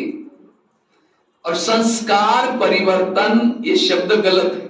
संस्कार हमारे कभी परिवर्तन नहीं होते, संस्कार मर्ज हो जाता है, इमर्ज हो जाता है। समझो बिल्ली नहीं है तो सुबह बिल से क्या हो जाते हैं, बाहर आ जाते हैं। जैसी बिल्ली आई सुबह क्या हो गए, भीतर अंदर चले गए। इसी तरह आज हमारी स्थिति अच्छी है, पावरफुल है तो हमारे पुराने संस्कार क्या हो गया, दब गए, अंदर चले गए। जैसी स्थिति बिगड़, 2-3 दिन अमृत वाला किया नहीं, स्थिति बिगड़ गई, संस्कार क्या हो गया, बाहर हो गए। इसको ही मर्ज और इमर्ज करते हैं। संस्कार हमारे परिवर्तन नहीं होते, संस्कार मर्ज हो जाते, इमर्ज हो जाते। तो क्या करें जो मेरे संस्कार मर्ज होते रहे, इमर्ज ना हो जाए, यह हमारा पुरुषार्थ चाहिए। इसलिए अगर मुझे संस्कारों को परिवर्तन करना है, मर्ज करना है, उसके लिए बाबा के नियमों का पालन करो। जितना नियमों का पालन करेंगे संस्कार बदल जाएंगे, मर्ज हो जाएंगे। बाबा कहता है माया मेरी बेटी है और तुम मेरे कौन हो, बच्चे हो। तो माया और रिश्ता, आपका रिश्ता क्या है, क्या रिश्ता है, भाई और बहन का। कोई कोई बहन भाई को थप्पड़ मारते, कब मारते हैं, कब मारते हैं, जब वो भाई बाप का कहना नहीं मानता, होशियारी करता है, तो बहन आकर के तो थप्पड़ लगाते हैं, कहते हैं कि भैया ज्यादा होशियार हो गए क्या, पिताजी का नहीं मानते हो। इसी तरह माया बहन भी आपको थप्पड़ कब मारते हैं, जब आप ईश्वरीय नियमों का उल्लंघन करते हैं। आप रोज अमृत वाला उठो, मुरली सुनने के लिए आओ, खान पान शुद्ध करो, पवित्रता का पालन करो, तो माया बहन ताली बजाते, वहां मेरा भैया कितनी अच्छी कमाई करे। इसलिए संस्कार तब आते हैं जब नियमों का उल्लंघन करते हैं। इसलिए नियमों का मेरे से उल्लंघन न हो जाए, उसके लिए भीषम प्रतिज्ञा लो, मुझे कोई नियमों का उल्लंघन नहीं करना है। तो संस्कार नहीं आएगी, पुराने संस्कार में परिवर्तन आएगा। आगे की युक्ति है, अगर संस्कारों का परिवर्तन करना है उसके लिए बीजी रहो। जितना बीजी रहेंगे संस्कार परिवर्तन होंगे। बाबा कहते हैं माया तुम्हारी मासी है, पड़ोसनी है। जैसे आपके पास कोई पड़ोसनी कब आती है, कब आते हैं, जब आप फ्री हैं, आप आते रहेंगे, काम धंधे में मस्त रहेंगे, वो आएगी, आवाज भी लगाएगी, फिर देखेंगे तो बीजी है, बाद में आऊंगी, फिर आते हैं, फिर आवाज लगाते हैं, फिर बीजी है, फिर चली जाएंगे।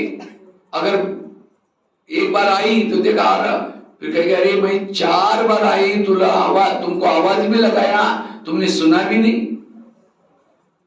इसी तरह माया भी क्या करते, कब आते हैं, जब आप फ्री है, जब फ्री है। इसलिए कहते हैं खाली मन शैतान का घर। इसलिए अगर घर में फ्री है, सेंटर पर आओ, योग लगाओ, झाड़ू पोछा करने का काम करो, कुछ ना कुछ बीजे रहो, माया नहीं आएगी, संस्कार नहीं आएंगे। योग तपस्या में बीजे रहो, मन को भी बीजे रखो, तन को भी बीजे रहो, तब संस्कार परिवर्तन हो जाएंगे। बीजी रहने से कभी भी अपने आप को फ्री नहीं रखो।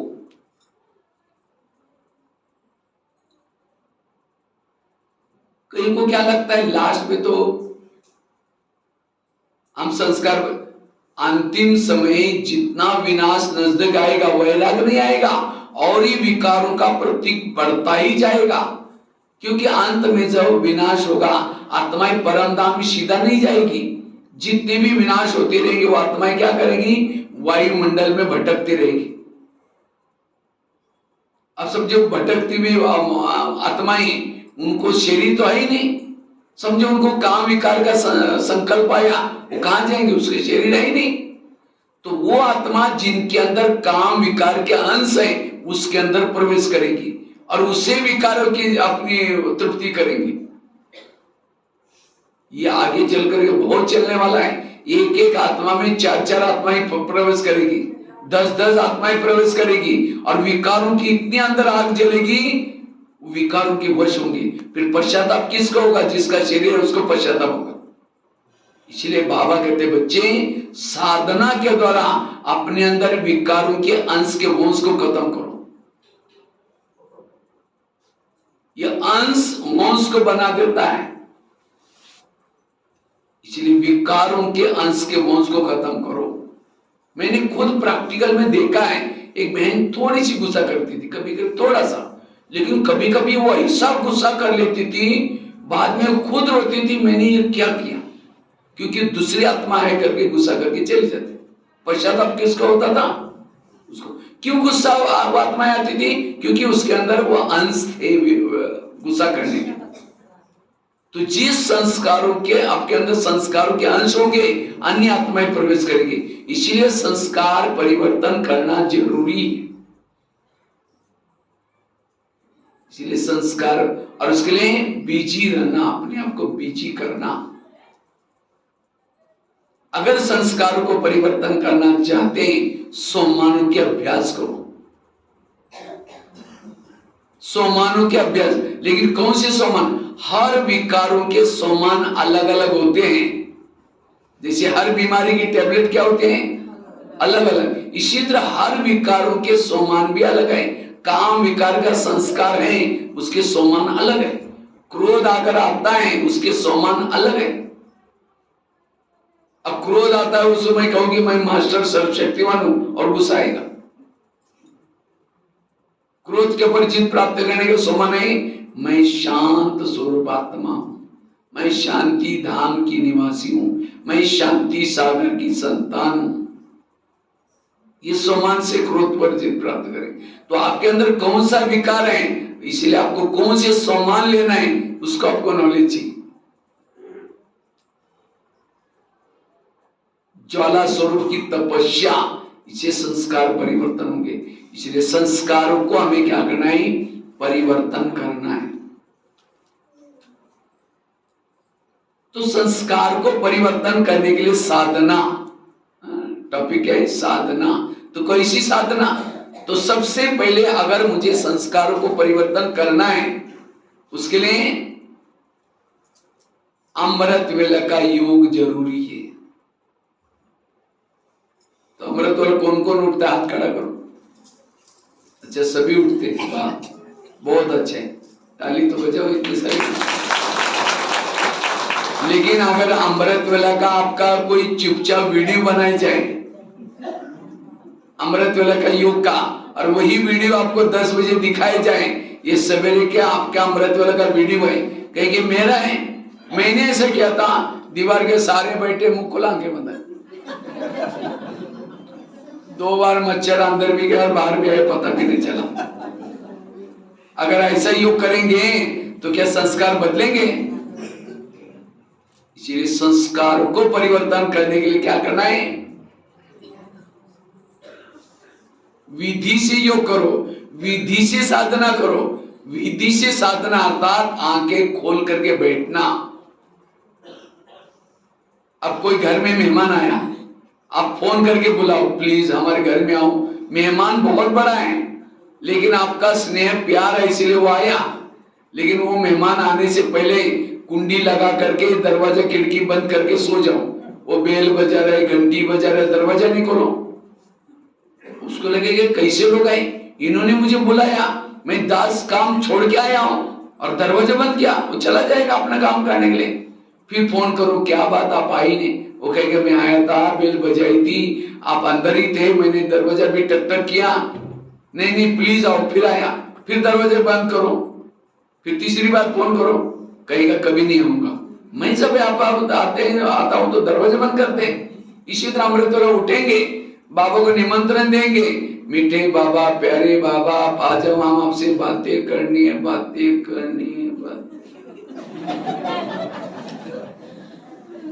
बाबा को तो निमंत्रण दिया और दरवाजे खिड़की, तेरे द्वार खड़ा भगवान, भगत भर ले चोली भगत, ओम शांति हो गया। इसलिए अमृत वेला क्या करो? विधि से साधना करो, तब संस्कार बदलेंगे। इसलिए आंखें खोल के बैठो, और केवल खोल के भी नहीं, अब कोई मेहमान को घर में बिठाओ, चेहरे की तरफ देखते रहो। वो कहेगा फोन क्यों किया था? इसलिए कई योग कैसे करेंगे? बाबा के चेहरे देखते रहेंगे फोटो की तरफ, फिर गाड़ी में देखेंगे और कब तक देखना है।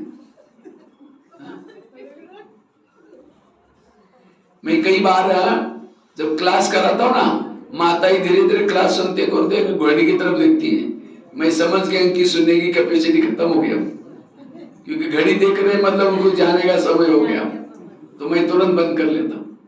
इसी तरह कई क्या करते, योग करते करते देखेंगे बाबा को अब तो कब तक देखना है, तो बाबा समझ लेते हैं कि अब, इसलिए ऐसी साधना करो लगन में मगन हो जाए, घड़ी भूल जाए, सारी बातें भूल जाए, शरीर भूल जाए, और ऐसी साधना से सच्चा सुख मिलता है। जिसको सुख मिलता है, जिसने जिलेबी खाई उसके सामने मुरमुरा रखो, मुरली रखो, नहीं कहेंगे इतनी अच्छी चीज खाया मुझे नहीं चाहिए, मुरमुरी।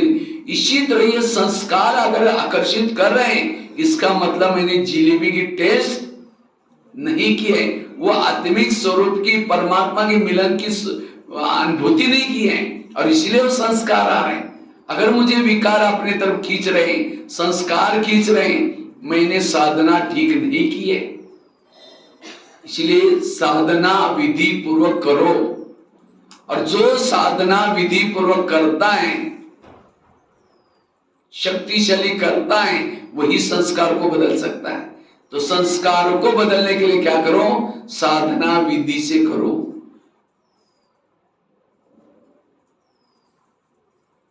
विधि से साधना करनी, तो कई क्या करेंगे, मैं आत्मा हूं, शांत स्वरूप शक्ति स्वरूप, जा रही चांद सूरज तारांगन के पार। अब तारांगन के पार जाकर के झुटका लगा देंगे, नीचे हड्डी गुड्डी टूट जाएगी, नीचे ऊपर से गिर के। इसीलिए अटेंशन से जाओ ऊपर। एक कुमारी ने मुझे क्वेश्चन पूछा, कहते भाई साहब मैं अमृतसर उठती हूँ लेकिन परमधाम में नहीं जाती हूँ। हमने कहा क्यों? कहते उसी समय हमारे घर के ऊपर बहुत अंधेरा होता है, अंधेरे में कोई भूतुड़ी पकड़ेगा। अब उसका शरीर तो घर में बैठा है, क्योंकि योग करने के लिए वो ऊपर तो गई नहीं ना छत पर, घर में बैठे हैं। लेकिन क्वेश्चन क्या पूछ रहे हैं, ऊपर मन बुद्धि को थोड़ी कोई पकड़ेगा। एक कुमार ने मुझे क्वेश्चन पूछा, कहता है भाई साहब मैं अमृतसर उठता ही नहीं। हमने कहा अलार्म लगाए करो। कहता अलार्म तो लगाता हूँ लेकिन सुनाई नहीं पड़ता। हमने कहा क्यों? कहता मैं सोने के लिए परमधाम में जाता हूँ और अलार्म तो धरती पर बजता है, लंबा डिस्टेंस है।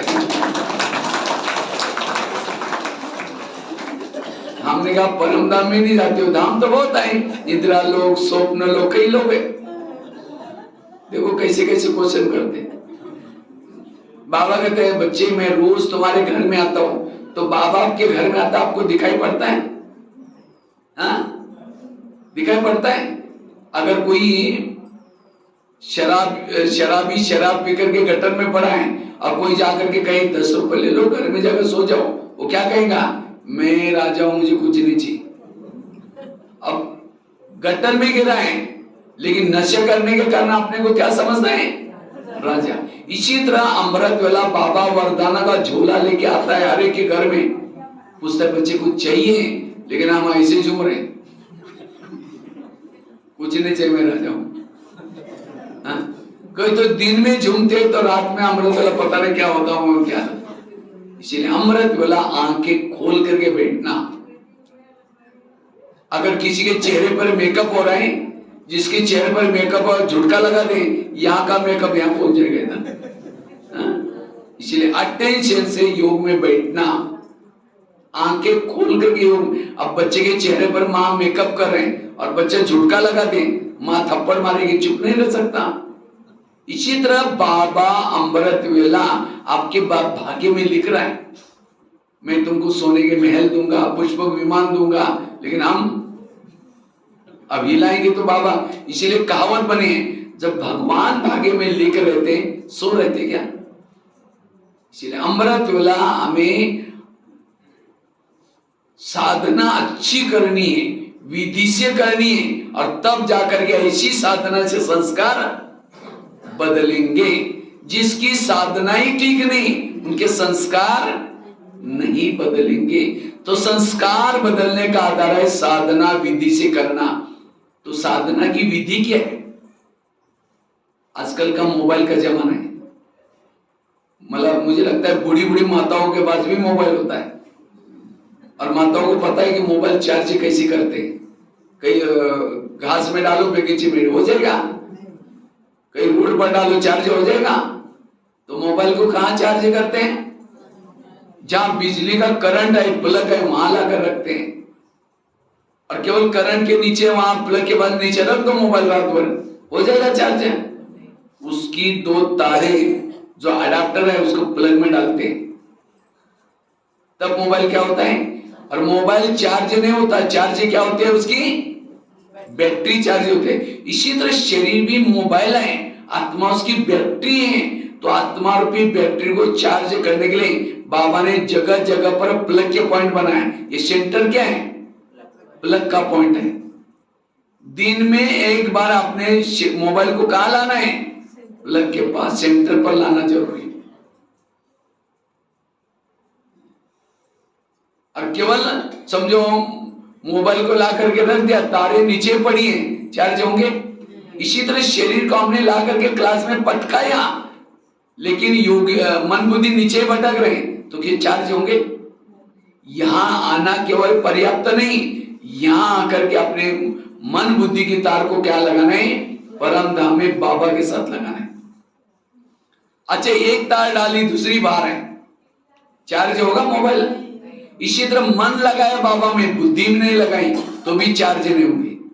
अच्छा, दोनों तारे डाली, बाजू का बटन रात भर बंद था, होगा चार्ज। इसी तरह हम योग में बैठे और स्मृति का स्विच आप है, कुछ सोचे नहीं, ढो के बैठे, तो कैसे चार्ज होंगे। इसलिए स्विच चालू करो। ये साधना की विधि में आपको बता रहा हूं, इससे संस्कार बदलेंगे। प्लग को दिन में एक बार मोबाइल को प्लग के पास लाना, दोनों तारे डालना, स्विच चालू किया। अच्छा, स्विच चालू किया, तारे भी डाल दी, तार प्लग में डाल रहे हैं, निकाल रहे हैं, डाल रहे हैं, निकाल रहे हैं, डाल रहे हैं, निकाल रहे हैं, चार्ज होगा। इसी तरह कई भाई बहन क्या करेंगे, समझो कोई माता ये योग लगाने के लिए आ रहे सेंटर में, आते आते रास्ते में देखा बहुत अच्छा सब्जी वाला जा रहे हैं, आज शाम को इसकी सब्जी बनाएंगे। पहले सोचेंगे भट्टी करेंगे, योग करेंगे, क्लास करके फिर जाएंगे, जाते समय लेके जाएंगे, ये तो दुकान वाला यही है, ऐसा समझ कर यहाँ है, यहाँ करके लाल लाइट चल रहे, गीत बज रहे, शुरू करेंगे मैं आत्मा हूँ, शांत स्वरूप हूँ, शक्ति स्वरूप हूँ। फिर सोचे रहे झोला तो लाए नहीं, वो सब्जी कैसे लेके जाए, तार प्लग से निकल गई। फिर कहेंगे ठीक है, उसके पास तो प्लास्टिक का झोला तो होगा ही, उसमें लेके जाएंगे। फिर कहेंगे मैं आत्मा हूँ, शांत स्वरूप हूँ, शक्ति स्वरूप हूँ। फिर सोचेंगे गैस के ऊपर जो दूध रखा था शायद उसको बंद किया या हल्का किया या बंद किया, फिर कहेंगे कोई बाद में देख लेगा, कोई बुझाई देगा, मैं आत्मा हूँ, शांत स्वरूप हूँ। फिर सोचे घर में तो मेहमान आने वाला था, मैंने सोचा था उसके लिए छोले बनाओ चने, लेकिन रात को तो भिगो ही नहीं, चलो छोले कुछ और बना देंगे, मैं आत्मा हूँ, शांत स्वरूप हूँ, शक्ति स्वरूप हूँ। लाल लाइट की सफेद लाइट होगी, वो का टाइम खत्म हो गया। सामने वाला बैठने वाला सोचेगा वाह इन्होंने आधा घंटा योग किया, लेकिन इनका योग कहाँ लगा था, वो छोले वाला योग या सब्जी वाला योग, बाबा वाला योग नहीं है। अगर ऐसा योग करेंगे, योग से आत्मिक स्थिति नहीं बनेगी, संस्कार कैसे बदलेंगे। अगर मेरे संस्कार नहीं बदल रहे, मेरी साधना ठीक नहीं है। इसलिए साधना से ही संस्कार बदलते हैं, और साधना विधि से, साधना से संस्कार बदलते हैं। ये है योग की विधि। कई तो कहते हैं हम योग में बैठते हैं, मेरी आत्मा तो परमधाम में जाती नहीं। क्या योग में आत्मा परमधाम में जाती है? जाती है आत्मा परमधाम में? हाँ, मैंने आपको मोबाइल का एग्जांपल दे रहा था। मोबाइल को प्लग के पास लाया, तारे डाली, स्विच चालू किया। जैसा स्विच चालू किया बैटरी चार्जिंग होना शुरू हो गई। जब बैटरी चार्जिंग शुरू हो गई तो क्या बैटरी मोबाइल से निकल करके प्लग में घुसने के लिए गई थी? बैटरी कहां थी? मोबाइल में थी।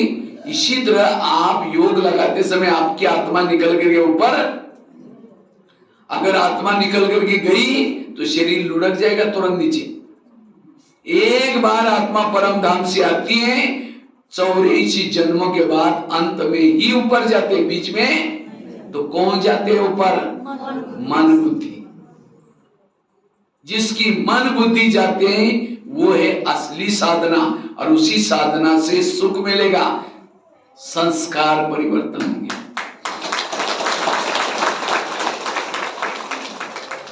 तो मन क्या है और बुद्धि क्या है? जैसे मैंने आपको इसी समय कहा, माउंट आबू में आप ओम शांति भवन के सामने खड़े हैं। ओम शांति भवन मधुबन का देखा है ना कि किसी ने देखा, मधुवन भी गए थे, कौन कौन गए थे? अच्छा, लगभग सारे गए। तो आप अभी अनुभव करो, मैं ओम शांति भवन के सामने खड़ी हूँ, पीछे बैकग्राउंड में पहाड़ी है, सफेद कलर किया हुआ है ओम शांति भवन को, दो साइड पर योगी के चित्र है, बीच में घड़ी भी है, और ओम शांति भवन की बीच के सीढ़ी से ऊपर जा रहे हैं। जैसे ऊपर गए, एक सोलर का मॉडल बना हुआ है कांच का ओम शांति भवन में, वो देख करके आप ओम शांति भवन के अंदर गए। एक साइड पर सर्वात्माओं का पिता का चित्र है, दूसरे साइड पर सोलर का मॉडल है, और वो देख करके आप नीचे आए ओम शांति भवन के अंदर। वहां से पांडव भवन में आए, पांडव भवन में एक गोले वाला चित्र है, वहां से देख करके आप शांति स्तंभ के पास गए। शांति स्तंभ मार्बल का बना हुआ है, जहां ब्रह्मा बाबा की अंतिम संस्कार किए थे। बहुत सुंदर वाइब्रेशन है वहां, पवित्र स्तंभ, ज्ञान स्तंभ, शक्ति स्तंभ लिखा हुआ है। उसको आप चक्कर लगा करके बाबा के झोपड़ी की तरफ जा रहे हैं।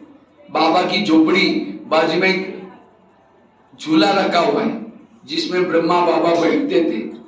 झोपड़ी में अंदर गए, एक खत लिखता हुआ एक फोटो है, बाबा जिसके ऊपर खत लिखते थे, गदीला भी पड़ा हुआ है, तकिया भी है। वहां से आप बाबा के रूम में गए, जहाँ नीला सा ट्रांसलाइट है, एक खटिया भी बाजू में रखे, जहाँ बाबा निवास करते थे। बहुत सुंदर वाइब्रेशन है वहां। आप बाबा के कमरे में गए, वहां से बाबा से थोड़ी दृष्टि लेकर के पीस पार्क में गए। पीस पार्क जहाँ ओम का बना हुआ है सीमेंट का, वहां से आप गुरु शिखर की तरफ देख रहे हैं। वहां से पीस पार्क से आप नीचे ज्ञान सरोवर में आए। ज्ञान सरोवर में किचन कॉम्प्लेक्स के सामने खड़े। वहां से आप नीचे शांतिवन में आए, जहां प्रकाश स्तंभ है। दादी प्रकाश मणि का अंतिम संस्कार किए थे, वहां स्तंभ बना हुआ है, प्रकाश स्तंभ। वहां से आप डायमंड हॉल में आए। डायमंड हॉल जिसमें अव्यक्त बाबा मिलते थे। गुलजार दादी आती थी, गीत बजता था, हम उड़ के चले जाएंगे, फिर शिव बाबा दादी के तन में आते थे। वो याद करो दृश्य को। ओम शांति भवन, डायमंड हॉल। डायमंड हॉल से आप धीरे धीरे तपस्या धाम में आए। तपस्या धाम, तपस्या धाम से पीछे मुड़कर देखा, एक पहाड़ी पर ओम शांति लिखा हुआ है। तो ये सारी बातें दिखाई पड़ी आपको? दिखाई पड़ी? दिखाई पड़ी? तो कौन गया था? आपकी आंखें तो मुझे यहां देख रहे, लेकिन वो कौन देख रहा था? बुद्धि। इसको कहते बुद्धि। उसके लिए आत्मा चली गई थी, आत्मा तो यही थी। इसी तरह यहाँ योग में बैठे भी, यहां से ऊपर अव्यक्त वतन में देखना, ब्रह्मा बाबा को देखना, बाबा से बात करना, इसको कहते योग। हमारी बुद्धि देखती रहे, और जब बुद्धि देखेगी मन भी चला जाएगा, और जिसका मन और बुद्धि योग में, उससे सुख मिलता है। और ऐसी साधना से संस्कार परिवर्तन होते हैं। इसलिए विधि और योग, रोज आपकी साधना कितना घंटा चाहिए? 2-3 घंटा बैठ कर के योग चाहिए। अमृत वाला 1 घंटा, क्लास के पहले आधा घंटा, कितना घंटा हो जाएगा? उसके बाद रात को सोने से पहले 15-20 मिनट योग करके सोना है। लेकिन आप कैसे सोते हैं? बिस्तर डाल देंगे, बाबा कहेंगे बाबा आज घर में बहुत मेहमान आए थे, मेरी तबीयत खराब है, थोड़ा सा अभी भी नींद आ रही, बाबा मुझे जरूर जगह देना। फिर आज सारा दिन रेस्ट नहीं किया था, घर में मेहमान बहुत आए थे, ऐसे करते करते कल सवेरे उठना है, बर्तन मांजना है, ऐसे करते करते सो गए। अंतमति सोगति। इसलिए रात को सोते समय योग करके सो जाओ। ट्रैफिक कंट्रोल बीच बीच में, अगर ट्रैफिक कंट्रोल याद भी नहीं आता, कहीं भी घर से बाहर जाते हैं, योग करके जाना। इसी तरह रोज की दिनचर्या में आपका रोज का बैठक योग 2-3 घंटा चाहिए। और जो 2-3 घंटा योग करता है उसके संस्कार अपने आप बदल जाएंगे। चेक करो सारा दिन रात को सोते समय आज मैंने टोटल बैठ करके योग कितना समय किया। शाम का समय नुमा शाम का योग भी होता है 6:30 7:30। अगर घर में फ्री है सेंटर पर आओ, नहीं आ सकते घर में टाइम निकाल करके थोड़ा योग लगाओ। हमें रोज की 2-3 घंटे की साधना जरूर करनी है और ऐसी साधना से आत्मिक स्थिति बनती है और तब संस्कार बदलते हैं। अगर संस्कार नहीं बदल रहे साधना की कमी है। इसलिए साधना, और वो भी कैसी करनी, विधि पूर्वक साधना करनी, विधि पूर्वक योग तपस्या करनी है। तो अमृत वेला अलर्ट होकर के बैठना, क्लास पे पहले आकर के आधा घंटे का योग करना, रात को सोने से पहले नुमा शाम का योग, और इसी साधना से आप अपनी अवस्था को शक्तिशाली बना सकते हैं, संस्कार को बदल सकते हैं। इसलिए वर्तमान समय संस्कार बदलना जरूरी है। जितना संस्कार बदलेंगे उतना आपका पद ऊंचा मिलेगा। अच्छे संस्कार चाहिए। ब्राह्मणों के संस्कार धारण करो, अब हमें आसुरी संस्कार धारण करना नहीं है। इतना दिन उस संस्कारों को धारण करके कहां पहुंचे। इसीलिए अब मुझे साधना करनी है, तपस्या करनी है, योग करना है। ठीक है, तो संस्कार परिवर्तन करने के लिए क्या क्या बातें बताई, कैसे हम अपने संस्कार को ढूंढना है और कैसे ढूंढ करके उसको अब हमें क्या करना है, परिवर्तन करना है। जैसे बाल्टी में गंदा पानी है, ऊपर से अच्छा पानी छोड़ो तो गंदा पानी भी क्या हो जाएगा, साफ हो जाएगा। इसी तरह आप कितने भी गलत है कोई बात नहीं, जो बाबा ऊपर से ज्ञान का नलका छोड़ता है कहां, सेंटर पर। आजकल कईयों को मुरली सुनने की आदत लगी, लेकिन कहां सुनेंगे, ऑनलाइन से। जो ऑनलाइन से मुरली सुनेगा उसकी पूजा भी ऑनलाइन से हो जाएगी। इसलिए मुरली सुनने के लिए कहां है, सेंटर पर। क्योंकि घर में मुरली सुनेंगे, इधर बच्चा चिल्लाता रहेगा, पति चिल्लाते रहेंगे, वो तो एकाग्रता नहीं आएगी। और साथ में आधा घंटा योग करके सुनना है। नहीं तो कई को, एक बार ब्रह्मा बाबा को दादियों ने पूछा था, बाबा त्रेता युग वालों के लिए पढ़ाई का प्रबंध आप क्या करेंगे। उसके लिए मधुबन में 33 करोड़ का एकदम आवास निवास, डाइनिंग हॉल, किचन हॉल बनाना पड़ेगा। तो बाबा ने कहा कि बच्चे आगे चल करके 33 करोड़ वालों के लिए पढ़ाई का प्रबंध मैं करूंगा, लेकिन अब केवल क्लास के रेगुलर स्टूडेंट 9 लाख बनाओ। 9 लाख क्लास के स्टूडेंट हो जाएंगे, 33 करोड़ अपने आप बन जाएंगे। और आप बाबा ने क्या किया, आगे चल करके बाबा ने कहा मैं 33 करोड़ का प्रबंध करूंगा। उस समय बाबा ने बोला था, और आप बाबा ने पीसा पॉइंट मुरली टीवी चालू कर दिया, फेसबुक में, व्हाट्सएप में, कई ईमेल में, यूट्यूब में कई क्लासेस मुरलियां चलती हैं। ये सब किसके लिए, 33 करोड़ के लिए। तो आपको 33 करोड़ में जाना है या 9 लाख में जाना है। तो मुरली कहां सुननी है, सेंटर पर। नहीं तो एक भील था एकलव्य, तो एकलव्य गुरु द्रोणाचार्य के पास गया और कहता है मुझे नंबर 1 चाहिए, लेकिन उसको नंबर 1 नहीं दिया। क्यों, कहा कि तुम्हारा गुरु कौन है। कहता आप ही मेरे गुरु हैं। कहता नहीं, तुम मेरे सामने कभी आए नहीं, चलो मैं दिखाता हूं। तो गुरु द्रोणाचार्य को क्या क्या, एकलव्य ने एक जंगल में लेके गए और जंगल में जाकर के एक पुतला दिखाया, द्रोणाचार्य का पुतला। कहता आप ही तो मेरे गुरु हैं।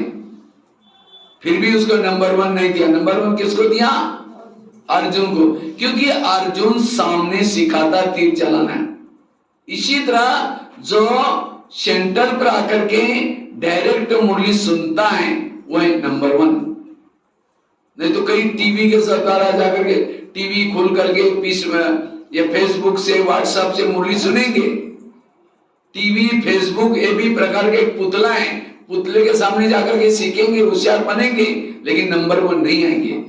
इसलिए नंबर 1 बनने के लिए हमें सेंटर पर जरूर आना है। नहीं तो माया कहती अच्छा तुम थिएटर में नहीं आती, कोई बात नहीं, मैं तुम्हारे जेब में आती हूं। आजकल हर एक का जेब सिनेमा थिएटर बना हुआ है। हमारे संस्कार कोई खत्म नहीं हुए। अगर उस संस्कार को कोई भी ऐसा वैसा वायुमंडल मिल जाता है, संस्कार जागृत हो जाएंगे। इसीलिए जो बाबा ने पढ़ाई का प्रबंध रखा है, कौन सा? अमृत वाला घर में करना, क्लास के पहले योग करना और मुरली सेंटर पर आकर के सुनना, ये जो 3 चीजें करेगा उसके संस्कार बदलेंगे। ये 3 चीजें ब्राह्मणों के लिए बहुत जरूरी है।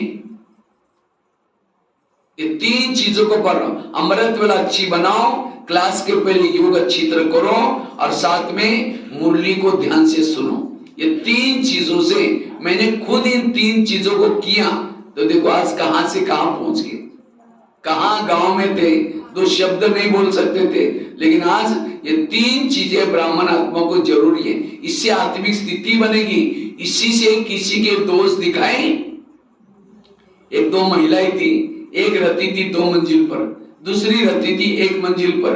2 मंजिल वाली रोज अपने घर के खिड़की से पड़ोसनी के छत पर दिखती, तो छत पर वो कपड़े सुखाते, उसके कपड़े देकर के पति को बुलाते हैं, कहते इसको कोई अकल नहीं, कितने गंदे कपड़े, कितने मैले कपड़े। पति को कहते जाओ पूछ के आओ वो क्या साबुन लगाते हैं, क्या सर्फ लगाते हैं। पति कुछ नहीं बोलता, रोज बुला करके कहते जाओ पूछ के आओ। एक दिन जब उसने उसी खिड़की से देखा तो पड़ोसनी के कपड़े अच्छे दिखने लगे। फिर पति को बुलाया, कहते आज उसको कैसे अकल आ गई, कितना अच्छा धुला के जाओ पूछ के आओ। पति धीरे से मुस्कुराता और कहता है आज सवेरे सवेरे मैंने अपने घर की खिड़की के कांच साफ किए हैं। समझ में आया? उनके कांच गंदे थे इसलिए कपड़े कैसे दिखते थे। अब दोस्त पड़ोसने का ही खुद का है। इसी तरह जिस दिन सेंटर पर नहीं आएंगे, मुरली नहीं सुनेंगे, अमृत वाला नहीं करेंगे, क्लास के पहले योग नहीं करेंगे, तो खिड़की कैसी रहेगी? गंदी। और जिसकी खिड़की गंदी है उसका सबकी बुराई दिखती है। इसीलिए रोज अपने खिड़की को क्या करो, तो कौन खिड़की साफ करता हाथ खड़ा करो। अच्छा, कई लोग नहीं उठा रहे खिड़की, मतलब घर की नहीं तो एक बार मैं अभी कुछ साल पहले दिकतेल में गया था। दिकतेल में 3 दिन की भट्टी थी, 16 कोम्बो में 3 दिन की भट्टी थी। तो पहले दिन मैंने बातें सुनाई, रोज खिड़की साफ करना है। तो दूसरे दिन 2-4 माता आई नहीं क्लास में। तीसरे दिन आई, बहनों ने कहा अरे कल क्यों नहीं आए थे, इतनी अच्छी भट्टी थी। कहा कि परसों भैया ने कहा ना खिड़कियां साफ करो, कल हम सारा दिन खिड़कियां साफ करने में लगे थे। मैंने कोई घर की खिड़की नहीं बोली थी, कौन सी खिड़की। कई बार हम ज्ञान की बातों को क्या करते हैं, उल्टा कर लेते हैं। एक भाई ज्ञान में चलता था 2 साल से, तो एक बार होटल में गया, होटल में जाकर समोसा मंगाया। समोसा जानते हैं ना, तो 2 किलो समोसा मंगाया और मैदे का छिलका ऊपर से फेंकता है और अंदर का जो मसाला है आलू का खाता है। तो मैनेजर ने कहा आप मैदा पसंद नहीं करते? कहता पसंद तो करता हूँ, लेकिन आजकल मैं ब्रह्मा कुमारी आश्रम में जाता हूँ, उन्होंने कहा कि बाहर का नहीं खाना, इसलिए बाहर का निकल करके अंदर का खाना। बाहर का मतलब दूसरे के हाथ का बना हुआ न खाना। इसलिए होटल पर बोर्ड लिखा है क्या, होटल, हो सके तो यहां से टल। कहा कुछ किया। कई भाई बहने क्या करेंगे, समझो पति पत्नी ज्ञान में चल रहे हैं, पत्नी पति को कहते हैं, पत्नी पति को कहते हैं भाई जी चलो जल्दी क्लास में मुरली पूरी हो जाएगी। अगर ये कोई बात पड़ोसनी को सुनेगी तो कहिए नहीं, तो अपने पति को भाई जी बोलते हैं। कभी जाकर के सुनाओ हमारा ज्ञान बहुत अच्छा, आप चलो ना, कहेंगे हमको टाइम ही नहीं। उनको टाइम है, आने की इच्छा है, लेकिन उनको लगता है अगर इनके ज्ञान में चलेंगे, जैसे इन्होंने पति को बाईजी बना, हमें भी बाईजी बनना पड़ेगा। बाबा का भाव ये नहीं है। इसलिए कभी कभी हम ज्ञान को क्या करते हैं, उल्टा कर लेते हैं। जैसे दुनिया में क्या किया, दिवाली मनाई। दिवाली किस लिए मनाते हैं, किस लिए मनाते हैं? लक्ष्मी आने के लिए। आई लक्ष्मी, लक्ष्मी आने के लिए क्या करते हैं, तो सफाई करते हैं और क्या करते हैं, फिर दीपक जलाते हैं, लाइटिंग भी लगाते हैं। अभी भी नहीं निकाली कई लोगों ने, लाइटिंग लगाई, दीपक जलाई। आई लक्ष्मी, लक्ष्मी आते उल्लू के ऊपर, उल्लू को लाइट में दिखता ही नहीं। फिर पटाखा बजाएंगे तो उल्लू घबरा करके क्या और चला जाएगा। तो वास्तव में आत्मा का दीपक जलाना। इसीलिए रोज हमें खिड़की को क्या करना है, साफ करना, अर्थात अमृतवेला अच्छी करनी है, क्लास के पहले योग करना है और मुरली को ध्यान से सुनना है। जो ये तीन चीजें करता है, आत्मिक सुख मिलता है, उससे संस्कार बदलते हैं। तो ये है संस्कार को बदलना। बाकी और भी कई बातें हैं, फिर हम दोपहर के सेशन में लेंगे, तो यहीं पूरा करेंगे। और 10 मिनट अच्छी तरह योग करके फिर मैं पूरा करूंगा, ठीक है। सब कमर सीधी करके बैठेंगे।